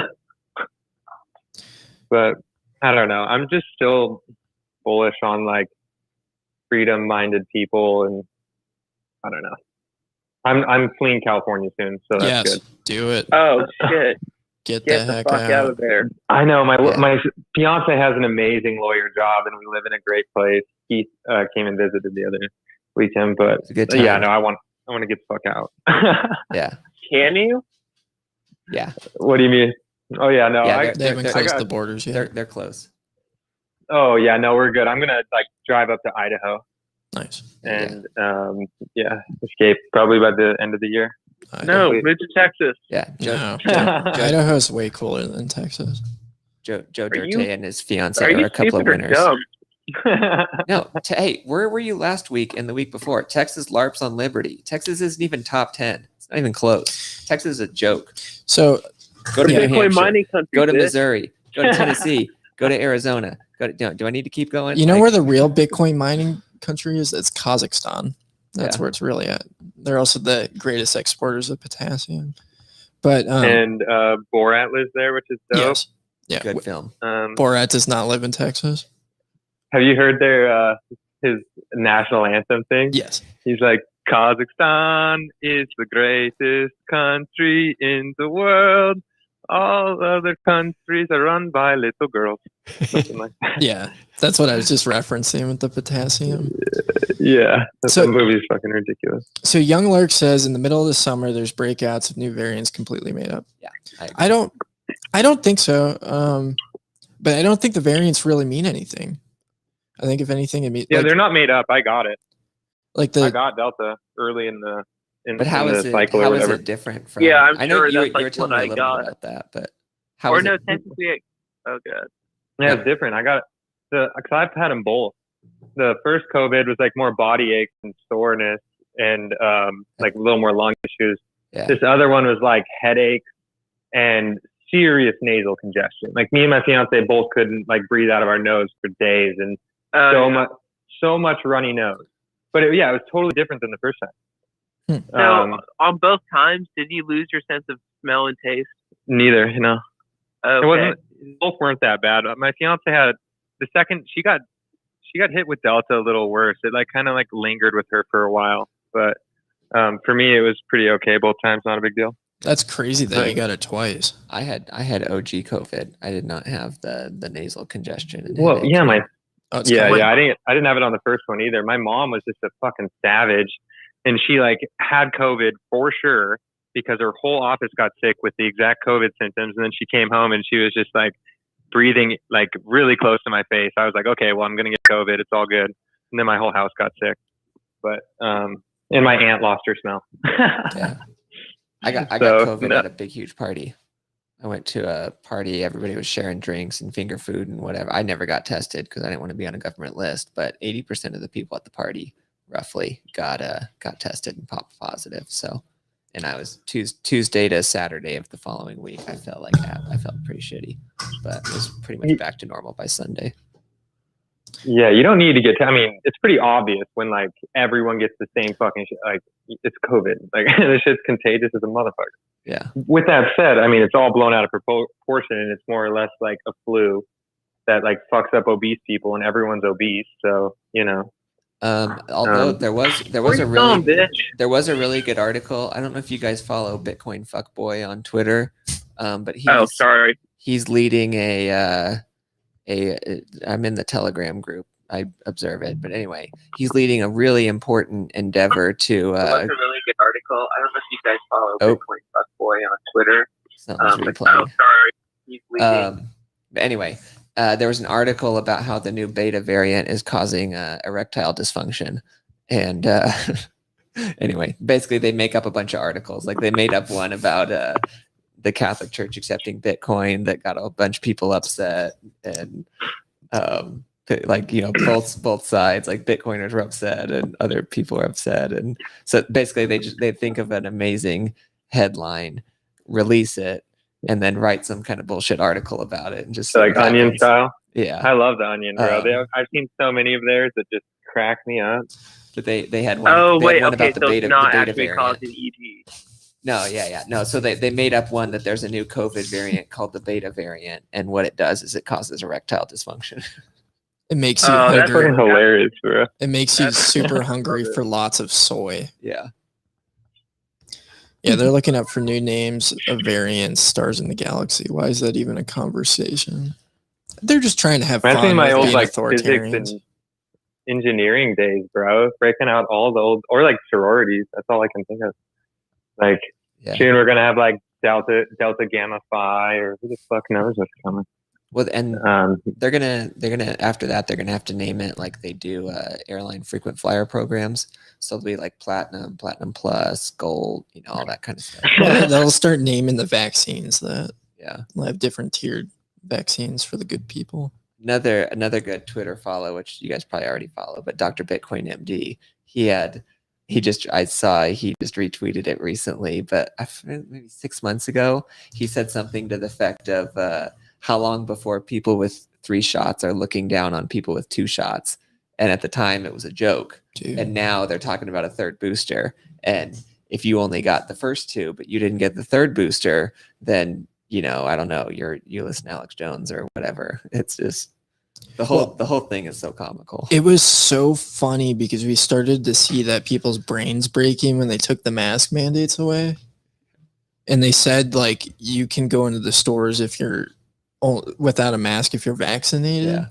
And people, it broke their ability to virtue signal. Right. Because if you were wearing a mask, it meant that you weren't unvaccinated. But at the same time, they're terrified of not wearing a mask. Yeah. And so I heard a story of somebody freaking out at somebody wearing a mask in the store, going off on them because they weren't vaccinated. But they were vaccinated and they were wearing a mask because they're terrified. Yeah. It's just phenomenal. They're bouncing around responding to stimuli. These are not mental illness and Bitcoin at an all-time high. Mental illness is already there. Yeah. But yeah, I'm bearish on central planning, bullish on Bitcoin. The slave revolt. This is one that will win. All right. Here's the bet. How many days till we break 75K? Yeah. Joe, I know you think it's this month, right? 60. 60 days? Fair. Yeah, I don't know. I'm trying to decide if this latest round of shit is bullish or bearish for the infrastructure bill. Yeah. No, it's bullish. Right? Like, does that accelerate it? Like, and it also proves Bitcoin's anti-fragility. How it doesn't give a fuck. Like, you're just sub 46K right now. Yeah, it's hilarious. It's sold off right when the news broke, and then it just like the biggest green dildo afterwards. Like, fuck you. It's like Honey Badger gives 0 fucks. So yeah, maybe it could probably be BitBlock Boom. Like, God, what are we at? What did you say we're at right now? 46 and some change, basically. 45.9. Dude, 75K could happen so fast. That's like one good weekend. Yeah, let's just say BitBlock Boom. Fuck it. All right. We'll hit 75K before the end of BitBlock Boom. Guaranteed. All right. Unless it doesn't happen, then it's not guaranteed. I'm gonna be ultra conservative and say 60 is minimum. Seems for any normal person in the world, that'd be really bullish. So yeah. Yeah. It sounds about right. No, any person in the world doesn't think it's gonna hit 6 figures this year. I mean, any normie. Anything under previous all-time high by the end of the month makes you a gender fluid. It's still a bull to a lot of people. Yeah. What have we been talking about? The mob doesn't matter. Who cares about a lot of people? So I've been trying to get my mom to buy Bitcoin forever. And then she finally bought MicroStrategies on the dip and is up like 50, 60% in a few weeks. And she's like, when was the dip? What are you talking about? It got to like 480 or she bought it around like 490 and it's already up to like 770. I'm sorry, that's $170 or $490. Yeah, so 470 up to like 770. So what is that? Like 70% gain in like 2 months. Anyway, she's like never had an investment do this, so she's like trying to figure out how to sell, and I'm like, no, you don't get it. Like this, like we're not even close to done. Like I worked so hard to get you to finally buy Bitcoin, and you're gonna sell with 100% gain. Fuck off. It's not even Bitcoin. Yeah. No, I know. I couldn't get her to buy Bitcoin. I tried forever. Like my dad has a quarter Bitcoin that's just in cold storage. That's okay. That's pretty solid. Yeah. Yeah. So the best I can do is get her to stack MicroStrategy, and she controls the purse strings of the family. So beta male shit. That's a mistake. Do you guys want some more beta male shit tonight? Should we do some TA up in here? Yeah. Moon soon. Hey man, it's not. Do you guys beta. think we're gonna see the cock and balls If we got pattern? Dylan LeClaire in here, it's not beta. Do you guys think we'll see the cock and balls pattern though? Just balls, bro. The cock and balls is where it dips a little, comes back up, dips a little, comes back up, and then just fucking blow off top. We've had a couple of those recently, so I think we're definitely headed into a cock and balls. So Skeef, are you officially a miner now? Is that official? I don't know. I don't know what Bitcoin mining is. I've heard it might be illegal at some point. Fact. Dude, just kidding. I have to get a pro trading view account to look at Bitcoin by the second. We got the minute. Yeah. We got the minute chart up. Looking a little bit How else are bearish. you gonna... Is this on the screen share? No, we're just looking at it. Okay. I don't know if I can screen share. Oh, I don't. I was just curious. I have to go through a bunch of settings. Cock and balls is in play. Yeah. Young Lurk. So is this supposed to be like a weekly thing? Yeah, we do this or every is this Monday. just like random? Yeah, we do it every Monday evening. Every Monday at 5:30. Today was a special occasion though, because we went out in the desert and shot guns beforehand, so that was good. Drank some Topo Chico. Some Topo Chico, it's true. And then sponsor of the pod. We have an imaginary contract with them for $1 million an episode. Yeah. And if they sue us, we can just say that we identified with having a contract with them. It's true. I identified as a contracted person, as somebody who is contracted by Topo Chico. We don't have any funny slogans for them yet. No. Let's see what. So Dirtbags Bar, that's the best place in Southern Arizona to meet your future ex-wife. Topo Chico. Yeah, I don't know. We might have to think about that one a little bit. A little bit better than LaCroix. A lot better than LaCroix. Let me send it to you. So Lurk is saying need a dirtbag sign. Let me send you on Signal the. So I took a picture. It's and that's a real bar in Tucson, by the way, just so everybody's on the same page. I took a picture of it the other day. Just Google image or DuckDuckGo image. Dirtbags Bar Tucson. Oh wait. Oh, Or he's saying we need one. at here. Maybe I should put it presented by Dirtbag somewhere on the screen. Yeah. It'd be kind of funny. Would it be ghetto as hell if I held this up to the camera so that they could see it at least? No, but you'd have to kind of go close to it. Go for it.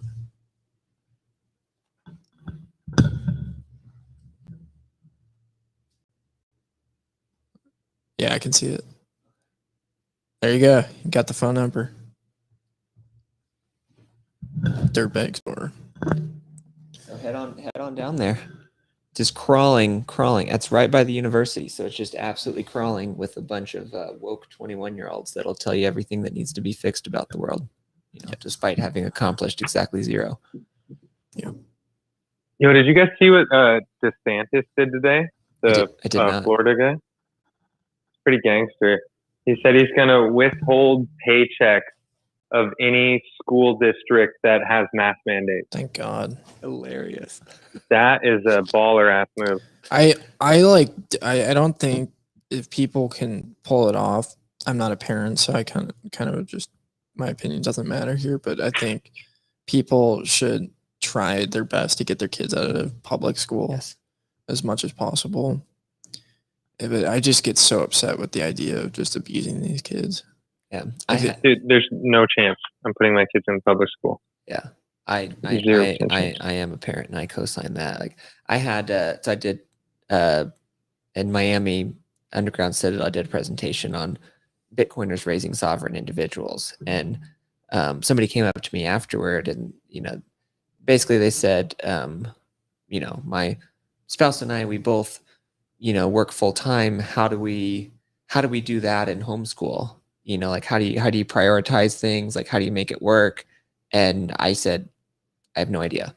I don't know how you do. I don't know how two people working full time. What I told them was like, I start from the position of, I start from a point of here's the environment I want my kids to grow up in, and public school has nothing to do with that, and then work backward from there, as opposed to I have, and it's, I don't know, it's a very difficult problem to solve. It's absolutely not easy by any stretch of the imagination, but I don't know. Like I just think as much as possible, like it's important to start from a position of, I'm blessed with these just amazing little humans that I get to party with for a couple of decades, and then before they go off on their own, and starting from the position of what's the environment that I want to create for them, and then work backwards too. Okay, what does my work look like in that context? What does my lifestyle look like in that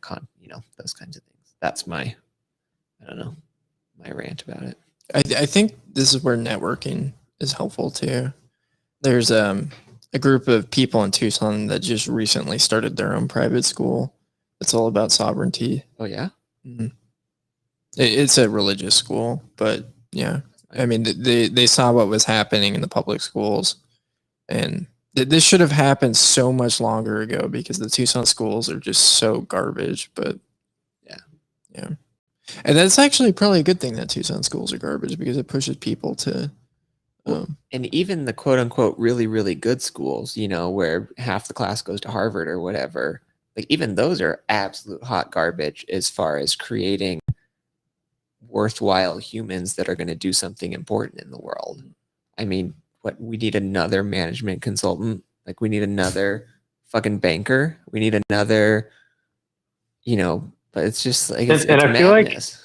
I feel like China's pretty balls deep in a lot of upper level academia, and it's helping spread. I don't know. I feel like.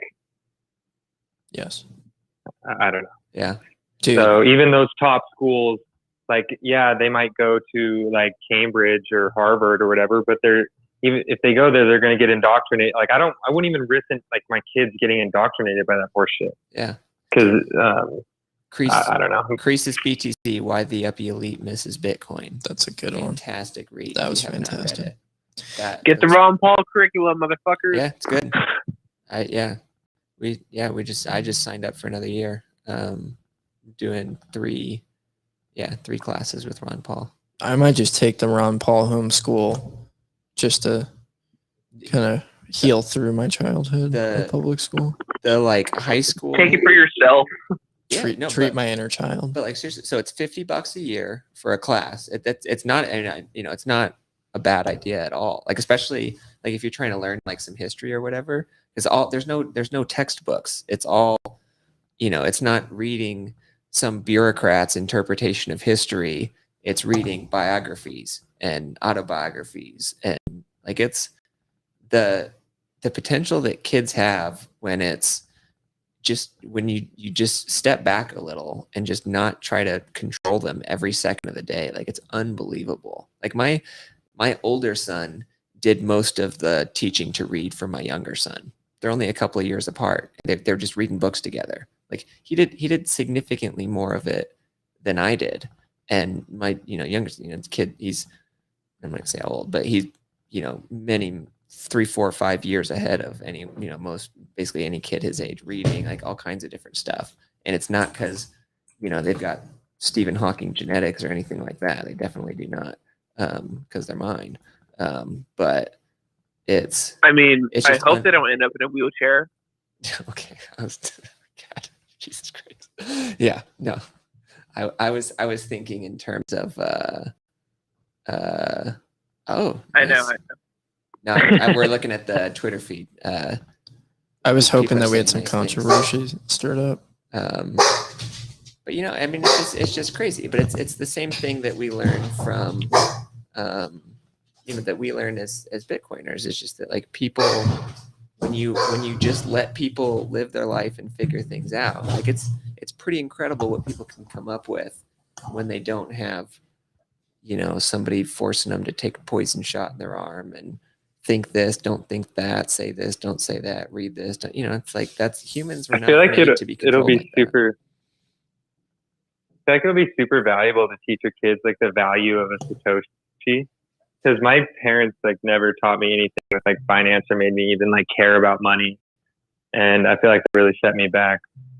So like, and then that was, even if they would have just taught me like fiat money, that would have helped. But if you can really get them like to figure out like the value of a Satoshi, like have them make a lemonade stand and turn it into Bitcoin and watch it grow, like it could work wonders. Make them read Rich Dad Poor Dad and just charge stats for their lemonade. I listened to that book when I was probably like 14 or 15. It definitely helped me understand like, oh shit. Dude, I didn't listen to that until like 3 months ago. Robert Kiyosaki is like a questionable guy, but I'll give you that's a pretty good book. a book I think is even significantly better than Rich Dad Poor Dad. Is look up a book called Family Fortunes by a guy named Bill Bonner and his son. And so like Rich Dad Poor Dad, and then there's another book, The Millionaire Next Door, that's kind of very, very similar mindset. And in my opinion, that's like, I don't know, like a nice way to say it. Like it's much better. It's far better than what basically anyone else does. But the Family Fortunes approach, so like Rich Dad Poor Dad is, it gives you very, very good ideas about how to make money, how to build wealth, how to be wealthy. And Family Fortunes, it takes a totally different approach. It's definitely than Millionaire Next Door. So like Millionaire Next Door is, you don't let kids know you're wealthy. You just raise them to, have humble expectations and whatever. And like the Family Fortunes approach is, no, like what we're trying to build is a generational fortune across very long periods of time, ideally hundreds of years. And it's like this idea of like, you want to bring kids into that as early as possible. And so like something I do is, for years we've been having conversations about, what are we doing here? Like, what are we trying to build? Like, what are we working on? We're not, we talk about Bitcoin all the time. Bitcoin's going to make a whole bunch of people rich. It's going to make people wealthy. It's going to make a lot of money. And I said, but what are we trying to do here? And it's like really like starting the conversation with them very, very early, like, 4 or 5 years old is plenty early enough.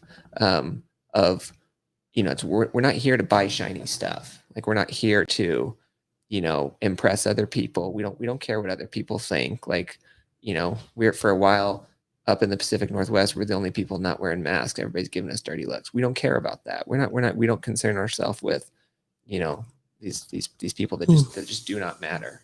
But it's like that anyway. That book is very, very good, and it's like that approach of like bringing kids into it and building a family business and like talking to them about family, like what does family money look like? What is it used for? And they've got tons of rules, like family money never goes to lifestyles. It only goes to investments. Like, if you want to go build a business, family money is for that. If you want to buy a car, figure it out. That's so dope. I didn't get any of that. What was that book? The Millionaire Next Door? And No. what else? The one you want to read is Family Fortunes. I think it's 100 times better than the other two. Who wrote that? Bill Bonner, and his Bonner. And I guess he's a big deal in like publishing, or I was telling somebody about it at the barbecue a couple weeks ago. And he was like, "Oh yeah, I know that guy. He does publishing. I don't know, some kind of publishing. I don't know what their business is, but that's not what the book's about at all. It's just he's probably if he's not a billionaire, he's damn close to it, and built it all himself. And so it's like him, just kind of his like lessons of getting there, So does it require starting a family? I personally am not aware of a worthwhile, like really, really meaningful life path that doesn't involve a family. That doesn't mean it doesn't exist, but I'm not aware of it. And I think that's how we like extend our, I don't know, our ability and our time on this earth. Legacy. Yeah. And it's not like, oh, he looks like me, that's cool. But it's, because I'm a huge fan of adoption, everything. And I don't know. Like, yeah, like I personally, like I know lots of people, are really, really deeply understand Bitcoin and value it and don't have kids. And I respect that. I just don't understand it. I don't know, would be my 2 cents. I respect that you respect that. Bitcoin is making me a lot more bullish on the idea of having kids. It's a world I'd want to bring kids into. Absolutely. Versus CBDC, panopticon land. But yeah, man, I'm exhausted. Yeah, good rip. Yeah. Kind of wrapping up. We got Max Kaiser coming August 19th to Phoenix. It's going to be fun. We're working on, I don't remember what it was. It might be Lolly's birthday. They're giving us my throw party. I don't remember what the date was for, but that's coming up soon. Woo! We might have a cool speaker coming at the end of the month up to Phoenix. Everybody's going to Phoenix. Yeah. That's bullshit. We need to get some people down to Tucson. Starting a meetup in Sierra Vista, Arizona, and that's going to be on the 29th. I'm super bullish on that. That's like defense contractor land. That entire Tucson's pretty bad, but Sierra Vista, that's the entire existence of the town is war. So I think Bitcoin is going to be, growing there. There's a lot of dissatisfied people in the military right now that probably need a little sanity, hanging out with some people that aren't maniacs. But that's cool. I'm trying to think of anything else I have to announce. I'll still be in Texas on the 29th for BitBlock Boom, but I will be going to every single Sierra Vista meetup for sure, because I think tons and tons of those people are accessible and would be huge assets to what we're trying to do. Yeah, it's Tucson. You're not going to be at BitBlock Boom, are you? No, I won't. But I'll be at BitDevs the 19th, the hackathon that weekend, and then BitBlock Boom. So if you hear this and mention it, I'll buy you a beer or something like that. I already have that offer out to Don. Don and I are getting a beer at BitBlock. I think we lost Don. Young Lurk's been hanging on there this whole time. Bullish on Young Lurk. And Phil, you've been here too. Yeah. Bud Tugley. I know who Bud Tugley is. It's a great name. Good buddy of mine. It's a great name. Anything else? Shout outs?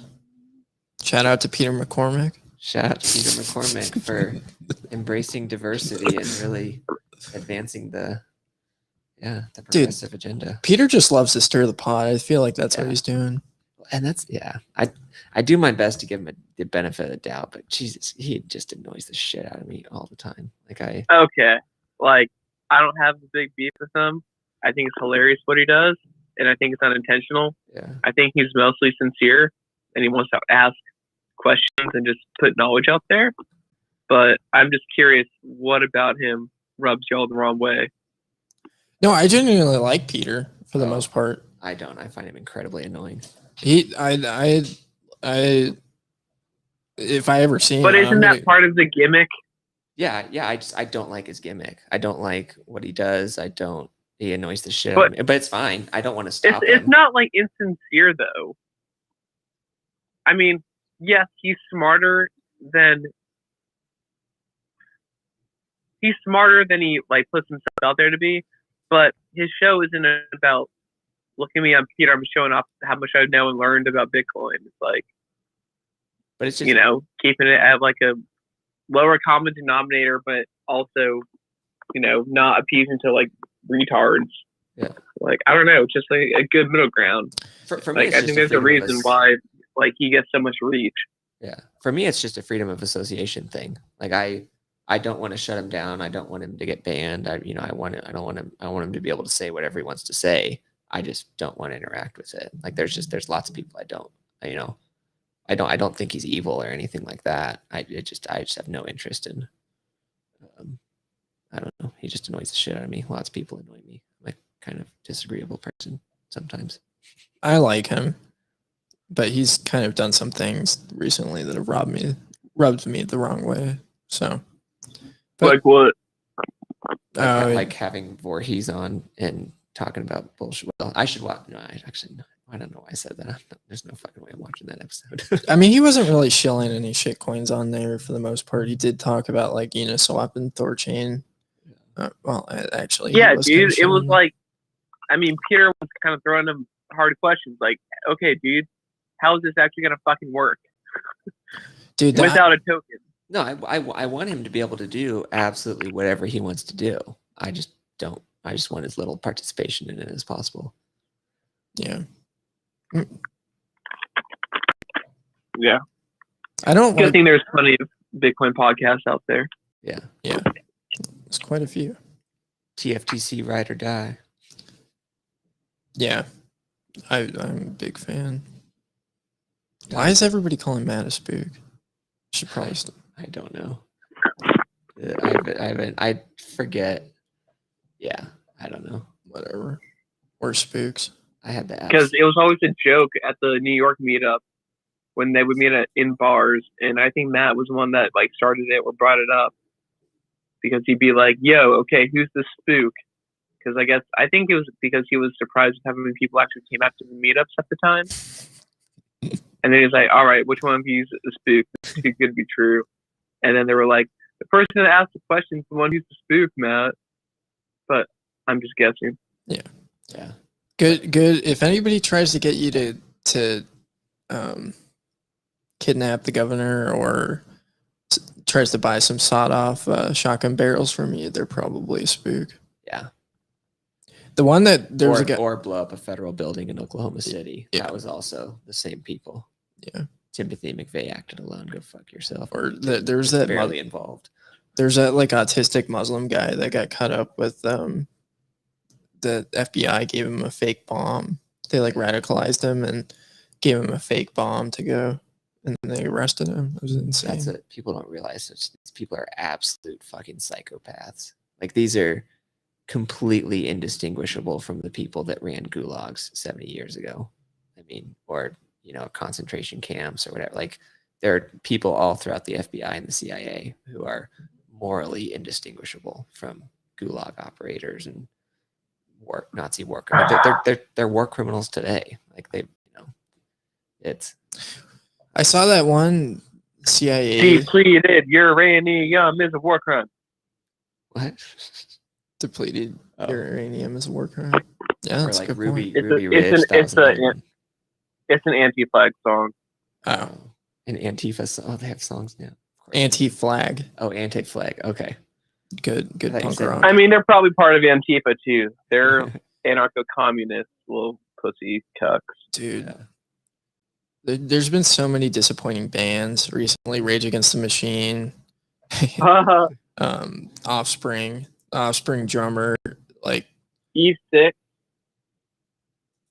the Offspring drummer had to quit the band because he couldn't get the vaccine for like a real medical situation. And The they band booted said, him. Wait, really? yeah.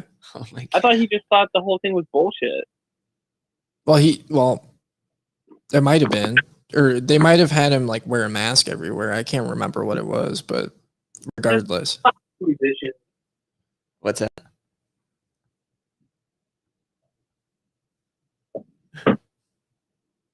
I don't know. But yeah. Yeah, All right. punk rock's not punk rock, but yeah, we're punk rock. If we're ever not, Bitcoin is punk rock. Does anybody know of a podcast episode called that? That was Phil's episode on Tucson Bitcoin. You're Oh, yeah. goddamn right. Wait, was that one of my episodes? Yeah, that was No, yeah, when you went on Tucson Bitcoin podcast. Okay, that's what I The thought. title of it was Bitcoin is punk okay. rock. I guess like last question, closing out. Phil, when's the acoustic version of your song coming out? Oh, dude, I have it. I don't know when I want to release it. I feel like I should do some like On the better stage at marketing BitBlock prep before. Boom. Yeah. I guess. I don't know. Dude, Katie, like the Russian, is so sweet. Yes. I showed her my song, and when she was at one of the bit devs a couple months ago, we went out to dinner. Quite a few people went. Like Nick Carter showed up later, but she ended up playing my song on the PA in the restaurant. No way. And she was like blasting like episodes of TFUC, and people were just like sitting there eating. Like the place was packed. Like no one really knew, but she was just like playing that shit on PA. It was hilarious. Yeah. Young Lurk is suggesting you drop the song at 69,420. Hell yeah. Oh my god, that's That's a good like idea. tomorrow. I'm not ready. We'll see. I hope it hits 7,500 before Max Kaiser comes. We've kind of like 1,000. lined up our events in Arizona with big price. The first Phoenix meetup was at the day it hit 50K, which was pretty dope. It's just, and That is really rad. price stuff I think is just so fun to watch. You know, it's like I said before, I obviously don't trade, obviously don't use any leverage. Like, nothing's moving for a decade or more. So it's like, I don't know. It's just like a fun thing to watch. It's a good time. It's like, Yeah, I kinda wanna- buy when I get dollars, no matter what the price is. Like fucking DCA. No, I don't DCA. I blow the whole load as soon as it comes in. Yeah, I kind of want to like sell a little this cycle and then sell that same amount a little the next cycle, Pussy. just because life is too short. But then again, like No, you don't need to sell shit. I don't know, What are you gonna buy? Fucking- time, No, just get a time. No, here's what you need to do. Whatever you're gonna Time. buy, get a bullshit fiat credit card, buy it on that. No, I'm just kidding. I actually like my new job. It's Good. it's what? Did you get that mining job? I said good. No, it's a fiat job. It's actually I deal with debt. I deal with debt resolution, but it's so cool because we basically tell these people that are in a shit ton of credit card debt, say fuck off to the creditors, stop paying them, and pay into an FDIC insured escrow account, and we negotiate on their behalf, and they end up paying their principal in like half amount of time, and they get out of debt faster, That's sick. and I get to make commission off that. And there's a shit ton of fuckers in debt because of COVID. So Do they frown on you telling them to walk away and buy Bitcoin? dude, I want to integrate Bitcoin into this business model. I think there's a use case for that. Yeah. Because it's like, what if we took their money and fuck the FDIC insured account, we buy Bitcoin with that money and put it into multi-sig with them, and as Bitcoin moons in price, then we can just expedite when we need to pay the creditors faster, and maybe we can like charge more of a premium because we get like a percentage of the entire like account that they pay into. But I don't know. I think there's a way to. That sounds like you a know, big pile of Bitcoin securities ISIS. violations. Yeah. Yeah, fuck them. Well, Tell that to Eric Voorhees. just He's got some good buddies over at the SEC. fuck the state in every way that you can that doesn't involve going in a cage. Do not go in a cage. Do not do anything that'll put you in a cage. What if I like the cage? Yeah, well, then go for it. I don't know. Manson likes the cage. Yeah. But he wasn't really. Dude, I low-key met Voorhees in Miami and talked to him for like 10 minutes. You did? He's pretty nice, like soft-spoken dude. Yeah. But Oh, and I I, don't know. like to be clear, like I think he's wrong. I don't think he's evil. yeah, That's my yeah. like basic kind of thing. I think he has some really, really absolutely retarded ideas that he just has always Yeah, had. it's just so crazy how hung up on like crypto and tokenization he is. It's like that can happen on Bitcoin. Like you've got fuck you money, like invest in Lightning development or some shit. Build what you want to build on Lightning. It's happening. Send it. Yep. That was funny. He was wearing a white T-shirt with a unicorn on it, with like rainbow shit come out of his butt or something, and it had like pink spray paint and his name Eric in cursive. It was like, I don't know, mad respect. That's such an Ethereum thing to do. Yeah. It is, isn't it? That just screams Yeah. you.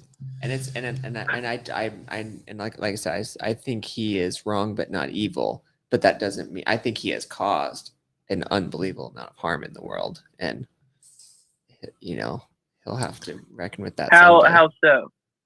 If he wants How many to people? allow How many people- people have gone poor using this stuff? I mean, it's like they're obviously complicit, all that kind of stuff. But I mean, to be, it's very different to say I acknowledge that there are scams out there and I see them.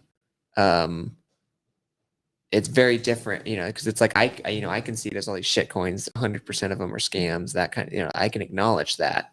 But to be a part of it and promote it and make money off of it is a totally, it's morally, I think that's a completely different thing. And I think he has a ton of complicity in promoting and scams that just absolutely fuck over normal people. Dude, yeah, he recently was just promoting a yield farming shitcoin token on the Shapeshift platform that was supposedly having 720% APY.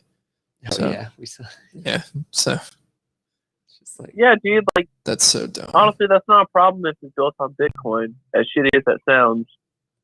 At least Dude, like they're trying if and not they're- shitcoin. No, but this is the thing though, is they're gonna start building shit coins on Bitcoin. They're gonna start building all these dumb projects on Bitcoin eventually. And I think we just have the same attitude about it. If somebody's building on Bitcoin that doesn't solve everything, it's it's a lot better than building on Ethereum, which is just a total train wreck, or any of these other, centralized shit coins, but they can still build stupid stuff on Bitcoin. And like this is Yeah. like brought up with That like still is true, but that won't happen as much because Bitcoin's incentives align in a way that they actually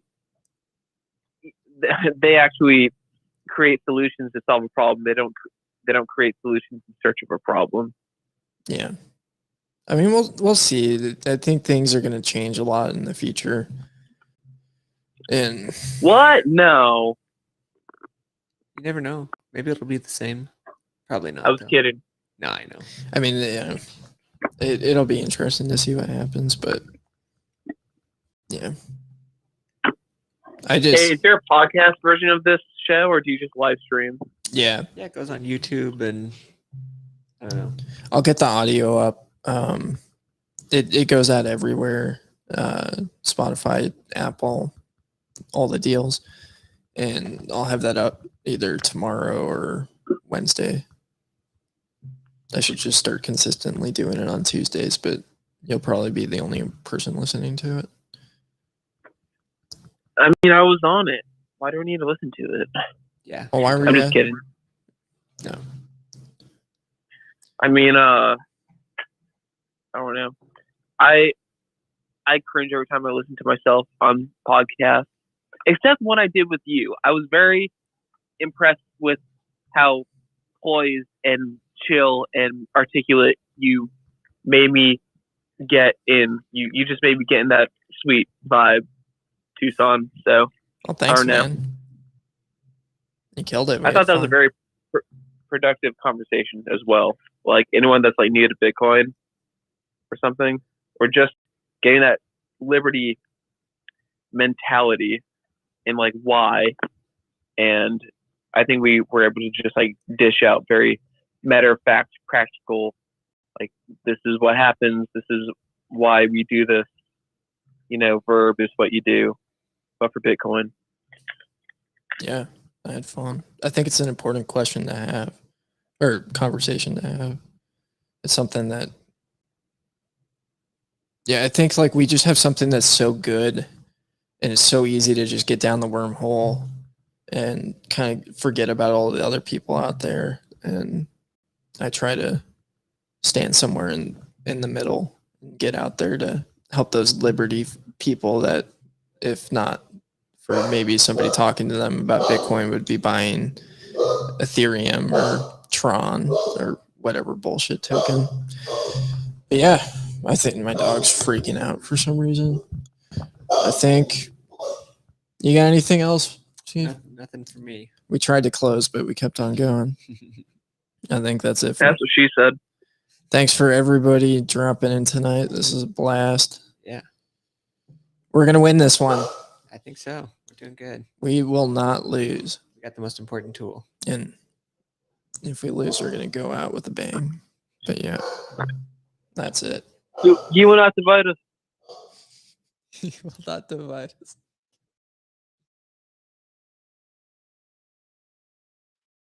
All right, we saying bye now? See you later. Bye.